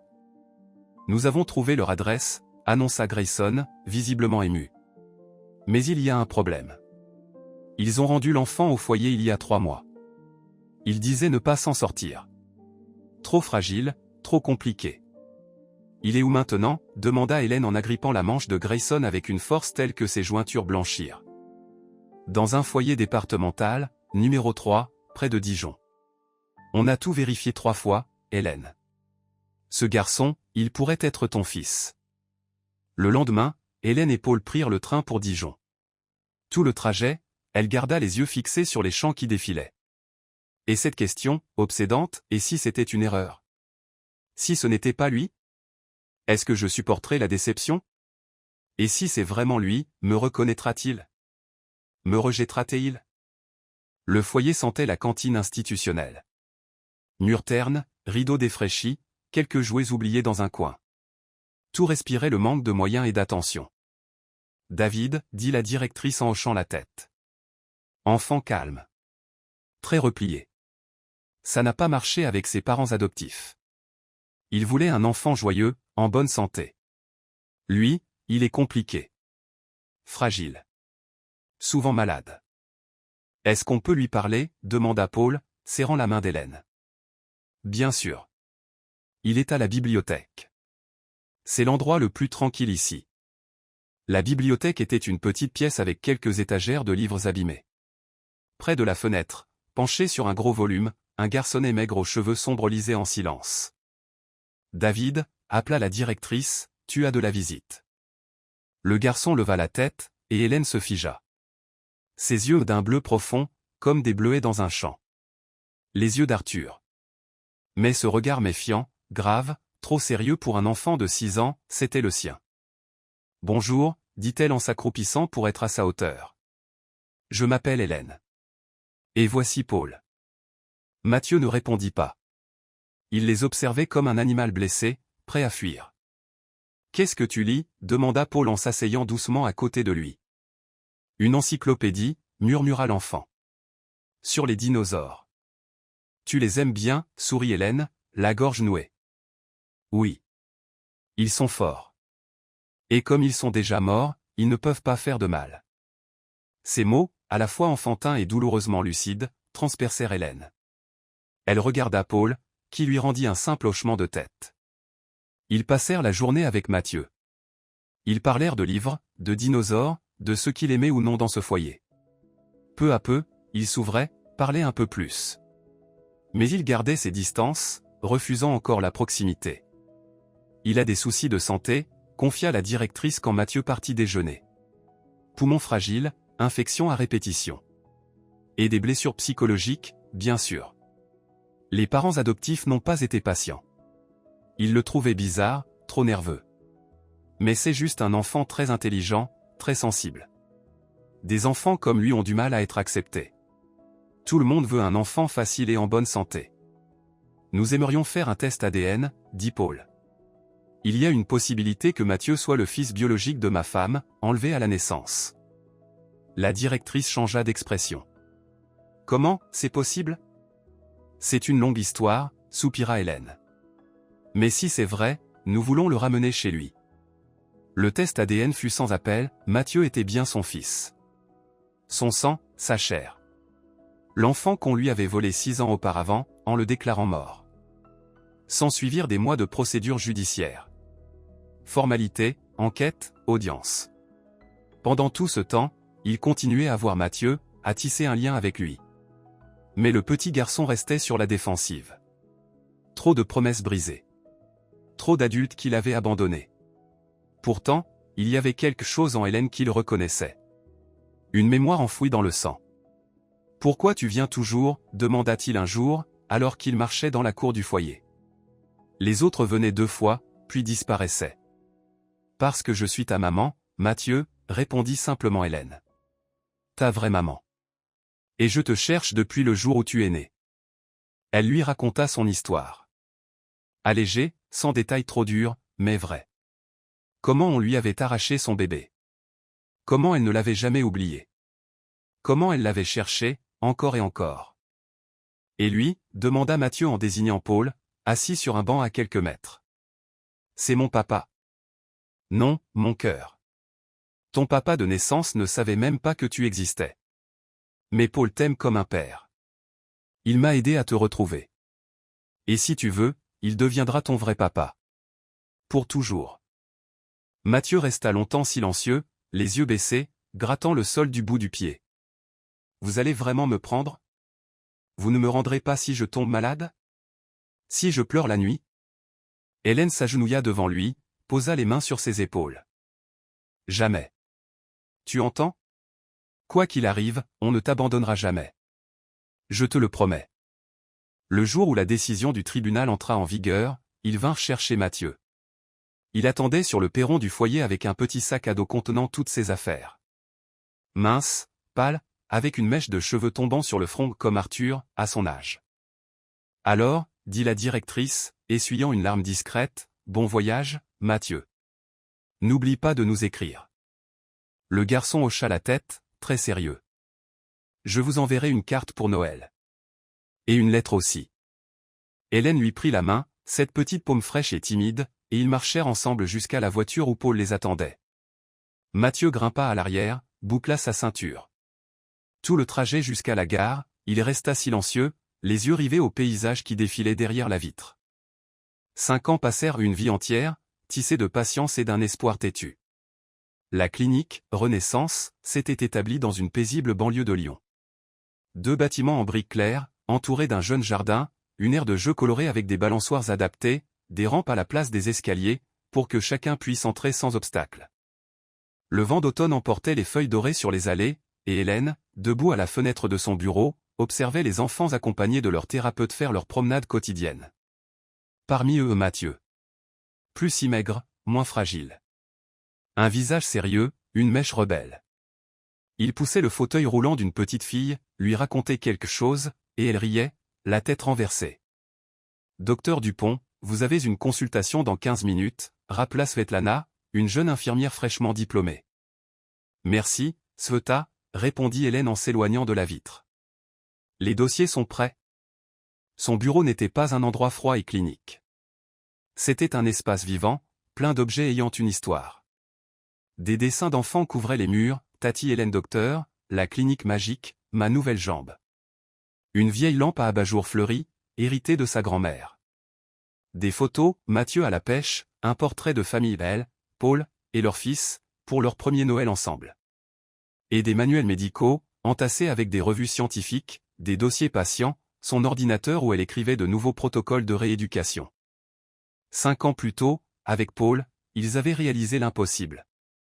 Une clinique qui soigne le corps, mais aussi l'âme. Un lieu ouvert à tous, riches ou démunis. La moitié des places étaient réservées gratuitement à ceux qui n'avaient pas les moyens. Anna Simon, désormais aux cheveux argentés mais toujours droite et vive, dirigeait le service des nourrissons souffrant de troubles du développement. Dans ses mains, on aurait juré que vivait une sagesse ancienne. Elle comprenait les enfants comme personne. Avant tout, ne pas nuire, répétait-elle aux jeunes infirmières. Souvenez-vous, un enfant n'est pas juste un petit corps à remplir de médicaments. C'est une personne, au début de son chemin. Et ce chemin dépend de nous. Hélène avait instauré à la clinique des protocoles mêlant méthodes de pointe et traditions humanistes.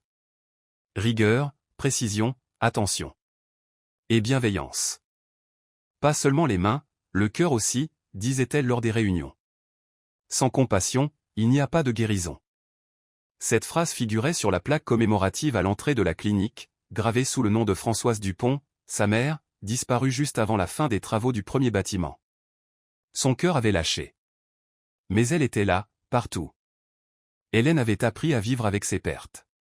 Comme on apprend à vivre avec une douleur chronique, elle ne disparaît pas, mais devient une part de soi. Parfois, surtout à l'automne, quand le vent était froid et que les soirées tombaient tôt, elle ouvrait une vieille boîte remplie de lettres et de photos. Le passé ne la quittait jamais vraiment. Arthur n'avait jamais donné de nouvelles. Pas d'appel, pas de lettres, aucune tentative de les retrouver. Mais le monde est petit, et les rumeurs circulent. Il n'avait jamais monté sa propre entreprise. Il était resté directeur financier du groupe de sa mère. Il paraissait qu'il buvait. D'abord en cachette, dans les clubs chics, puis de manière plus visible. Un jour, sa photo parut dans les journaux à scandale, l'héritier de la célèbre femme d'affaires provoque une scène d'ivresse dans un restaurant. Hélène n'en tira aucune satisfaction. Juste une tristesse douce pour l'homme qu'il avait été. Celui qui lui avait donné Mathieu. Elle l'avait pardonné depuis longtemps. Pas pour elle. Pour leur fils. Ce jour-là n'avait rien de particulier. Jusqu'à ce qu'une visiteuse réveille en elle des souvenirs qu'elle croyait enfouis. Madame Dubois, dit Hélène en se levant, sentant ses doigts s'engourdir. Qu'est-ce qui vous amène dans notre clinique? Mon petit-fils, répondit Véronique d'un geste vague. Il a besoin d'aide. Les médecins disent que vos spécialistes sont les meilleurs.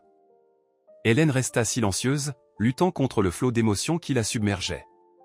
Voilà la femme qui avait brisé sa vie, volé son enfant, détruit tant de choses. Elle se tenait là, devant elle, et demandait de l'aide. Parlez-moi de l'enfant, dit-elle enfin, en désignant un fauteuil. Paul a 9 ans. Il souffre d'une luxation congénitale de la hanche, non diagnostiquée à temps. Aujourd'hui, les complications ont commencé, il a mal. Il marche à peine. Vous êtes sa tutrice légale? Pas officiellement. Ses parents et mon fils cadet et sa femme vivent en Europe. Ils m'ont confié Paul quand il avait 3 ans. Pour un temps, disait-il. Mais ce temps s'est éternisé, répondit Véronique, et dans sa voix vibrait une amertume si sincère qu'Hélène leva les yeux malgré elle. Leurs regards se croisèrent. Quelque chose remua en elle. Ce n'était pas du pardon. Mais une forme de compréhension, cette femme souffrait elle aussi. Je ne vais pas vous demander pardon, Hélène, dit soudain Véronique, abandonnant tout ton formel. Ce que j'ai fait est impardonnable. Mais je vous demande d'aider mon petit-fils. Lui, il n'a rien fait. Ce sont mes fautes, pas les siennes. Hélène s'approcha de la fenêtre, scrutant le parc. Elle y aperçut la silhouette de Mathieu, marchant toujours aux côtés de la fillette en fauteuil. Son fils vivant, en bonne santé, aimé. Mais combien d'années sans lui? 6. Autant qu'il avait passé à ses côtés depuis. Je vais étudier le dossier, dit-elle sans se retourner. Je consulterai mes collègues. Vous serez informé de la décision. Merci, répondit simplement Véronique. Et dans ce mot, il y avait plus de sincérité que jamais auparavant. Tu n'es pas obligé de faire ça, dit Paul ce soir-là, assis dans leur bureau à domicile, parcourant le dossier médical de Paul. C'est un cas compliqué. Je peux recommander d'autres cliniques. Je sais, murmura Hélène en se massant les tempes. Mais je pense à l'enfant. Il a 9 ans, il souffre. Et à voir les radios, ça s'aggrave. Si on n'intervient pas maintenant, il risque de rester handicapé. La décision t'appartient, dit Paul en refermant le dossier. Je te soutiendrai quoi que tu décides. Mais en tant que médecin, je te le dis, on peut l'aider. Ce sera difficile, mais possible. Hélène se leva, vint s'adosser à lui, posa sa tête contre son épaule. Je ne sais pas ce que je ferais sans toi. Tu es mon roc. On est le roc l'un de l'autre, murmura-t-il en l'embrassant sur le sommet du crâne. Mais, qu'en pensera Mathieu? Je lui demanderai demain. Il a le droit de savoir. Mathieu était devenu un garçon réfléchi, incroyablement mature pour son âge. Passionné par la science, surtout la médecine. À l'école, on le trouvait étrange, mais à la clinique, il s'épanouissait, aidant le personnel, parlant avec les enfants malades. Surtout les plus fragiles. Il connaissait la vérité sur sa naissance. Hélène et Paul la lui avaient raconté dès qu'il avait commencé à poser des questions. Sans haine, sans trop de détails. Juste les faits. Mathieu avait écouté en silence, puis avait demandé. Tu m'as cherché longtemps? Chaque jour, depuis ta naissance, avait répondu Hélène. Et je t'ai trouvé. Il lui avait pris la main. C'est tout ce qui compte. Ce soir-là, il était assis sur le canapé, une jambe repliée sous lui, fronçant les sourcils comme Arthur autrefois. Alors, c'est mon cousin, demanda-t-il. Oui. Le fils du frère de ton père biologique. Et il a très mal? Oui, mon cœur.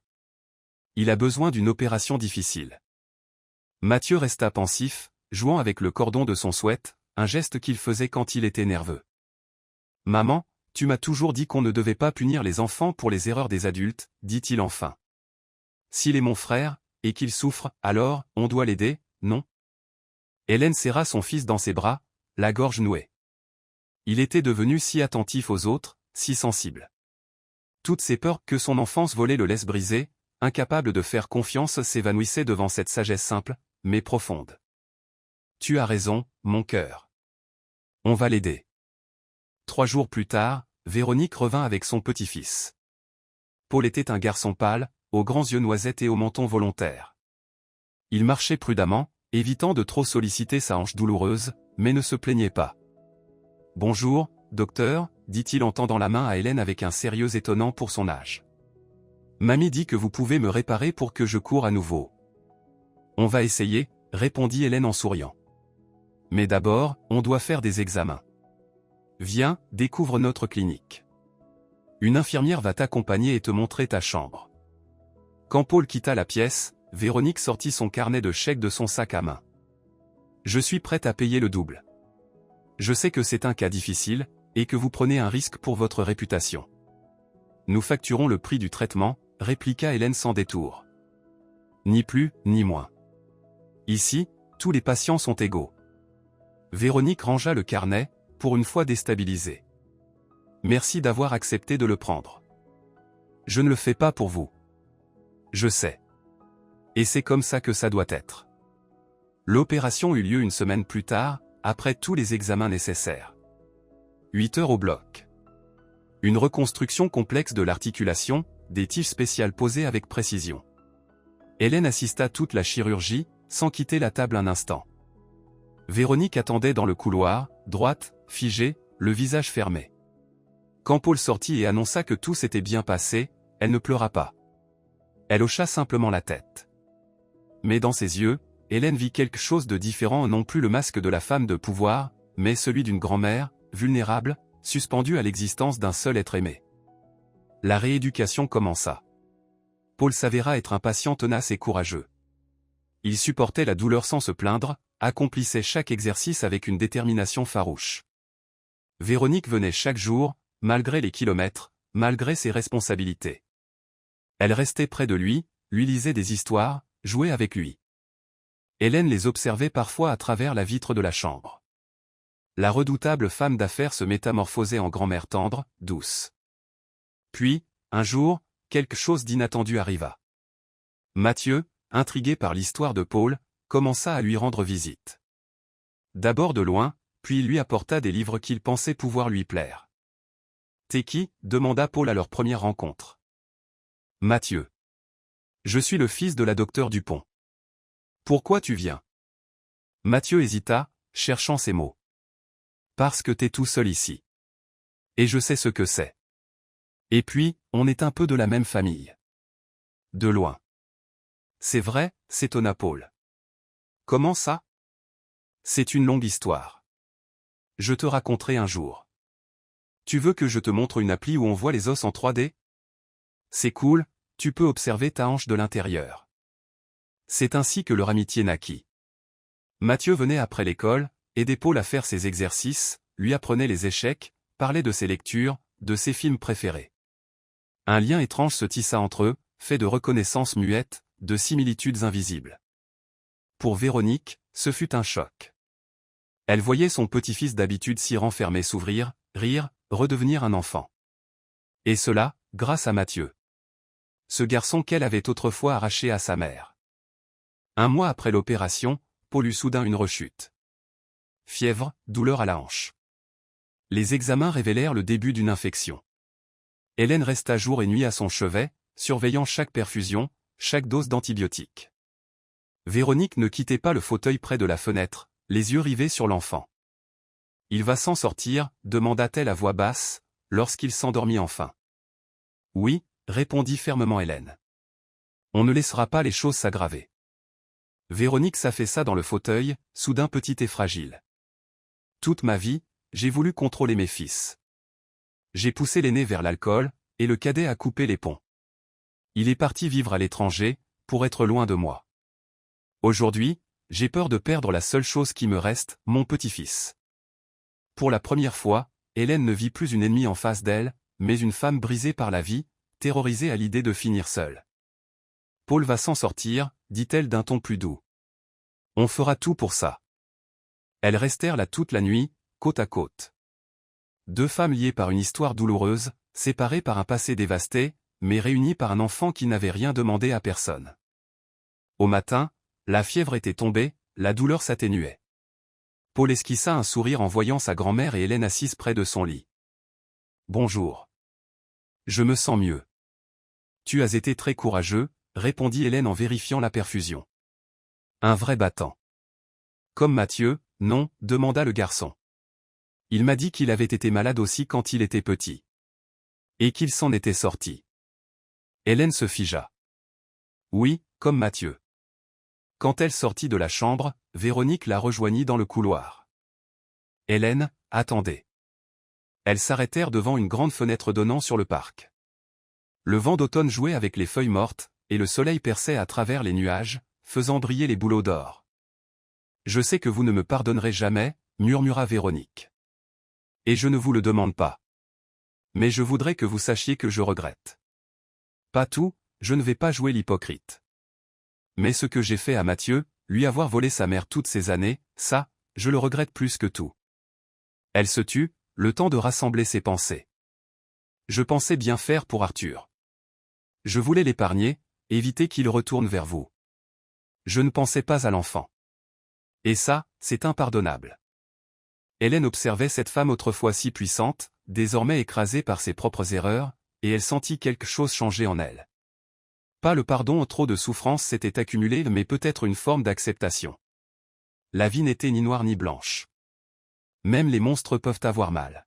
« Mon fils est heureux » dit-elle finalement. « Il a une famille aimante, il devient une belle personne. Et je suis reconnaissante pour ça, chaque jour. Le reste, laissons-le au passé. » Elles restèrent silencieuses, regardant Mathieu marcher dans l'allée du parc, racontant quelque chose avec enthousiasme à Paul, qui avançait à ses côtés avec ses béquilles. Deux enfants unis par le sang, séparés par une histoire qu'ils ne comprenaient pas encore entièrement. Une vie entière les attendait. Faite de joie, de peine, de haut et de bas. Mais là, à cet instant, ils étaient simplement deux enfants dans un parc d'automne, et les feuilles craquaient sous leurs pas comme les pages d'un livre encore à écrire. La neige avait recouvert la clinique Renaissance d'un manteau blanc, adoucissant les contours des bâtiments, transformant les branches nues en dentelle fragile. L'hiver était arrivé soudainement, comme souvent dans la région Rhône-Alpes. Hier encore, il pleuvait, aujourd'hui, le monde semblait plus calme, plus clair, plus propre. Hélène se tenait à la fenêtre de la chambre où Paul terminait ses exercices avant la sortie. Il avait repris des couleurs, ses joues s'étaient rosies, et dans ses yeux brillait une étincelle absente à son arrivée. Il ne boitait presque plus. Restait juste une petite hésitation dans ses gestes, que, selon Paul, le temps finirait d'effacer. « Regardez, docteur Hélène, » dit Paul en levant la jambe presque à l'horizontale. « Je suis comme un danseur étoile. » Un danseur étoile ? Hélène sourit face à son air concentré. Oui, ceux qui dansent dans les ballets. Mathieu dit qu'ils peuvent mettre la jambe derrière la tête. Entendre le prénom de son fils sur les lèvres de Paul, aussi naturellement que dans une vraie fratrie, remuait encore Hélène.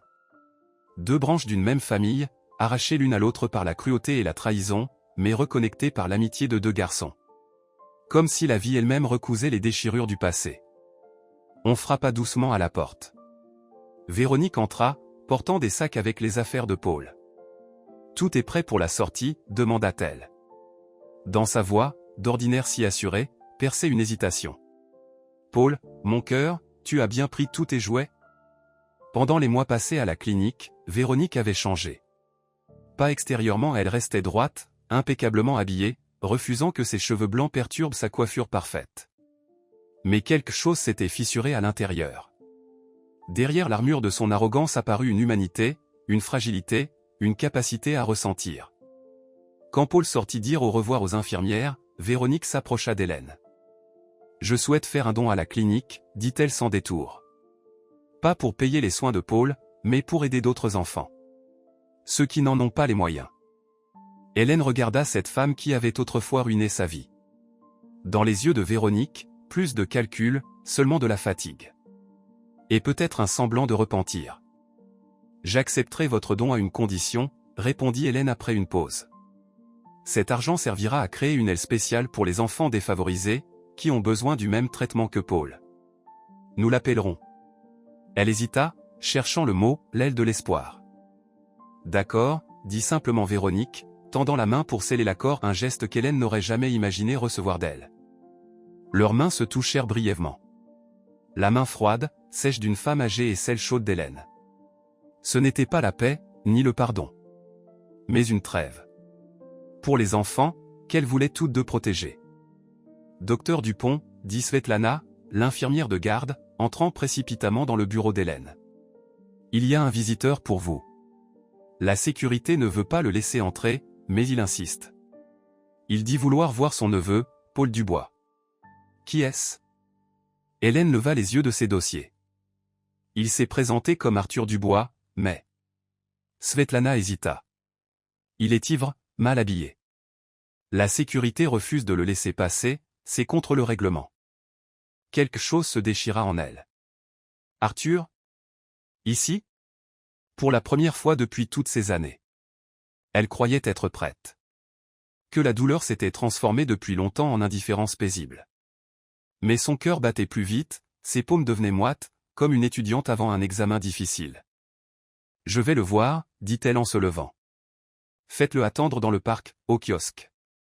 Et prévenez Véronique de ne pas faire sortir Paul par l'entrée principale. » Dehors, l'air était glacé et silencieux.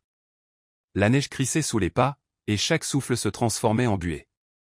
Hélène avançait sur l'allée bordée de jeunes tuyas, chaque pas résonnant en elle comme un coup sourd. Arthur l'attendait dans le kiosque, voûté, la peau rouge et les yeux éteints. Vêtu d'un manteau coûteux mais froissé, son écharpe mal nouée, ses chaussures sales. Il sentait l'alcool et le parfum de luxe, un mélange nauséabond. « Hélène, » dit-il en se levant maladroitement, « tu es toujours aussi belle. » Elle resta immobile, observant l'homme qui, autrefois, était tout pour elle. Il avait tant changé. Les joues affaissées, les cernes profonds, les tempes grises, le front marqué de rides. Il n'avait que 38 ans, comme elle, mais en paraissait 50. « Pourquoi es-tu venu, Arthur » demanda-t-elle, ignorant son compliment. « Je voulais voir mon neveu » répondit-il avec un sourire hésitant, montrant des dents jaunies par le tabac. « Maman m'a dit qu'il était soigné ici. Et je voulais te voir aussi. Ça fait si longtemps. » 13 ans, confirma Hélène. Paul sort demain. Il va beaucoup mieux. C'est bien. Murmura Arthur. Bravo. Tu es devenu une vraie médecin. Tu as fondé cette clinique. Et moi? Il regardait dans le vide. Il avait l'air tellement perdu qu'Hélène ressentit un pincement de compassion. Ma vie est partie en vrille après notre rupture, dit-il soudain, d'un ton étonnamment lucide. J'ai compris trop tard que j'avais perdu ce que j'avais de plus précieux, toi, et notre enfant. Tu as fait ton choix, Arthur, répondit-elle, tentant de garder la voix calme. Et moi, le mien. C'est dommage qu'ils aient pris des chemins opposés. Il hocha la tête, acceptant ces mots. Maman m'a dit que tu avais retrouvé notre fils. Comment s'appelle-t-il? Mathieu. C'est joli, Mathieu, dit Arthur avec un sourire triste. Comment est-il? Parle-moi de lui, s'il te plaît. Hélène parla. Pas de tout, mais elle lui décrivit un garçon intelligent, sensible et gentil, passionné de livres et de sciences, qui aidait les petits patients, et qui s'était lié d'amitié avec Paul sans savoir d'abord qu'ils étaient de la même famille. Il te ressemble, dit-elle. Physiquement. Surtout les yeux. Mais pour le caractère, il tient de moi. T'es-tu? Est-ce que je peux le voir, demanda Arthur avec une supplique dans la voix. Juste de loin. Je ne m'approcherai pas, je te le promets. Hélène secoua la tête. Pas maintenant. Il commence à peine à se reconstruire. Te voir pourrait tout détruire. Arthur esquissa un sourire amer. Je gâche tout ce que je touche. Ça a toujours été comme ça. Il se tut un instant, puis ajouta, tu as raison. Je n'ai pas le droit d'interférer dans sa vie. Pas après tout ce que j'ai fait. Il fouilla dans sa poche et en sortit un petit paquet. Donne-lui ça, quand tu le jugeras bon. Hélène déplia le papier. À l'intérieur, une maquette miniature de voilier, finement sculptée, avec des mâts délicats et de minuscules voiles. Dis-lui que son père lui souhaite du bonheur, même s'il ne mérite pas de faire partie de sa vie, murmura Arthur. Et pardonne-moi, Hélène. Je sais que ça ne changera rien. Mais j'avais besoin de le dire. Il se retourna et s'éloigna, voûté, vieilli, seul un homme qui s'était perdu lui-même. Le soir, après que Mathieu se fut endormi, Hélène raconta tout à Paul. Ils étaient assis dans le salon de leur maison, une grande pièce au haut plafond et à la vieille cheminée que Paul avait restaurée de ses mains. Le feu crépitait, projetant des lueurs chaudes sur leurs visages, dans une atmosphère de calme et de protection. Il a beaucoup changé, dit Hélène en fixant les flammes. Vieilli, abîmé. J'ai eu pitié de lui. Paul l'enlaça doucement. Tu es une femme incroyable, Hélène. Après tout ce que tu as vécu, tu n'as pas le cœur endurci. Elle posa sa tête contre son épaule. Tu sais, avant, je rêvais qu'il souffre autant que moi. Et aujourd'hui, j'ai compris qu'il avait peut-être souffert plus encore. Moi, j'ai trouvé un nouvel amour, un fils, ma vocation. Lui, il n'a plus que ses regrets. Ils restèrent là, serrés l'un contre l'autre, écoutant le vent siffler dans la cheminée. Dehors, la neige tombait, enveloppant le monde d'un voile blanc, comme pour lui offrir une nouvelle chance. Le lendemain, Paul se préparait à sortir de la clinique. Il portait sa nouvelle veste que sa grand-mère lui avait apportée, enfilait son bonnet, trépignait d'impatience. « Tu viendras chez moi » demanda-t-il à Mathieu, qui l'aidait à finir ses valises. « J'ai un nouveau jeu de construction. Je peux te le prêter. » « Si maman est d'accord, » répondit Mathieu. « Et toi, viens à la maison. On a un chat ?» Elle a eu des petits, tout petits. Les deux garçons échangèrent leurs adresses, se promirent de s'appeler, de s'écrire des mets. Mathieu, plus mûr, plus réfléchi, traitait son cousin avec une bienveillance tranquille. Paul, lui, le regardait comme un grand frère, au sens propre comme au figuré.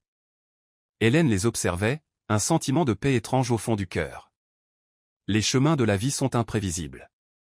Qui aurait cru que ces deux garçons se trouveraient un jour, formeraient une famille, malgré le drame qui avait séparé leurs parents.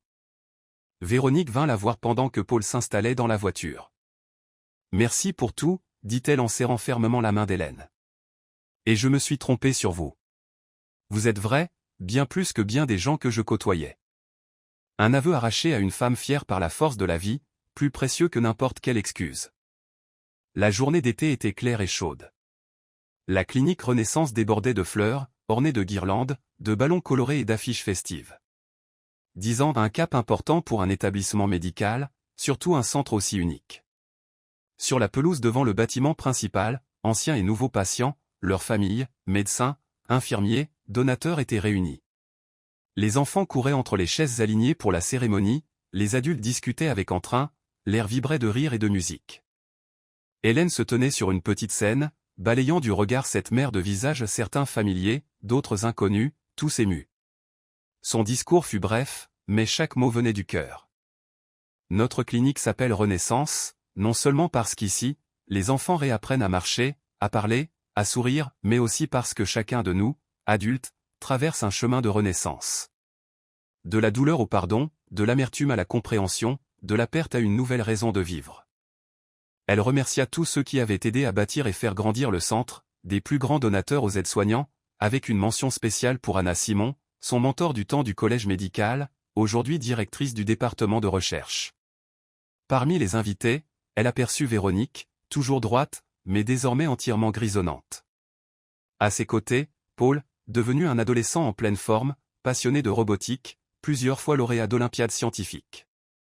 Il revenait chaque année. D'abord pour des contrôles, puis par attachement, et cette fois pour l'anniversaire. Seul Arthur manquait. 3 mois plus tôt, il était mort d'une cirrhose, paisiblement, dans son appartement. Hélène l'avait appris par Véronique et s'était rendue aux obsèques, non par obligation, mais en souvenir de celui qu'elle avait un jour aimé, le père de son fils. Avant de mourir, Arthur avait laissé un testament. Une partie de son héritage revenait à Mathieu, un petit appartement dans le centre de Paris et un compte en banque. Son dernier geste de repentir. Après la cérémonie, alors que les invités profitaient du buffet et des spectacles d'enfants, Hélène s'éclipsa un instant dans son bureau. Elle regardait les photos au mur, jalons de sa vie. L'école de médecine, ses premiers patients, son mariage avec Paul, le retour de Mathieu, l'inauguration de la clinique. Une histoire racontée en instants de joie. Paul entra doucement et l'enlaça par derrière. « À quoi tu penses ? » « À quel point tout ça est étrange, » répondit-elle en se blottissant contre lui. « J'ai cru que j'avais tout perdu quand Arthur m'a quitté, quand on m'a arraché mon fils. Et maintenant, je comprends que sans cette douleur, rien de tout ce que nous avons aujourd'hui n'aurait existé. Mon grand-père disait toujours, le chemin du bonheur traverse souvent les forêts les plus sombres. » Paul l'embrassa sur la tempe. « Viens, les enfants se préparent à lâcher les ballons. » Ils sortirent dans le jardin où les patients et leurs familles formaient un grand cercle, chacun tenant un ballon en main, symbole d'espoir et de nouveau départ. Mathieu, désormais un adolescent de 15 ans, aidait une petite fille en fauteuil roulant à garder son ballon, lui murmurant quelque chose à l'oreille. En voyant ses parents, il leur sourit avec cette lumière dans les yeux que seuls ceux qui se sentent à leur place dans le monde possèdent. Au signal, tous lâchèrent les ballons. Ils s'envolèrent vers le ciel, petites taches colorées dans l'immensité bleue. Hélène les regardait monter de plus en plus haut, pensant que la vie, avec tous ses détours, l'avait menée exactement là où elle devait être. Vers une famille devenue son pilier. Vers une vocation devenue sa destinée. Et vers la compréhension que même la nuit la plus noire finit toujours par laisser place à l'aube. Les ballons devenaient de plus en plus petits, jusqu'à se fondre dans le ciel. Mais Hélène savait qu'ils poursuivaient leur chemin, portés par le vent, emportant avec eux une part de l'espoir de chacun de ceux qui les avaient laissés partir. Tout comme la vie continue, même quand on pense que tout est perdu. Elle coule, change, guérit, referme les cercles et en ouvre de nouveaux. Merci d'avoir partagé un moment avec nos personnages. Si cette histoire vous a touché, laissez un like et partagez-la avec vos proches. Et n'oubliez pas de vous abonner à notre chaîne pour ne rien manquer des prochaines histoires sur la force de l'âme humaine, l'amour et le pardon. N'oubliez jamais, le chemin du bonheur passe parfois par les forêts les plus sombres, mais au bout du chemin, il y a toujours la lumière.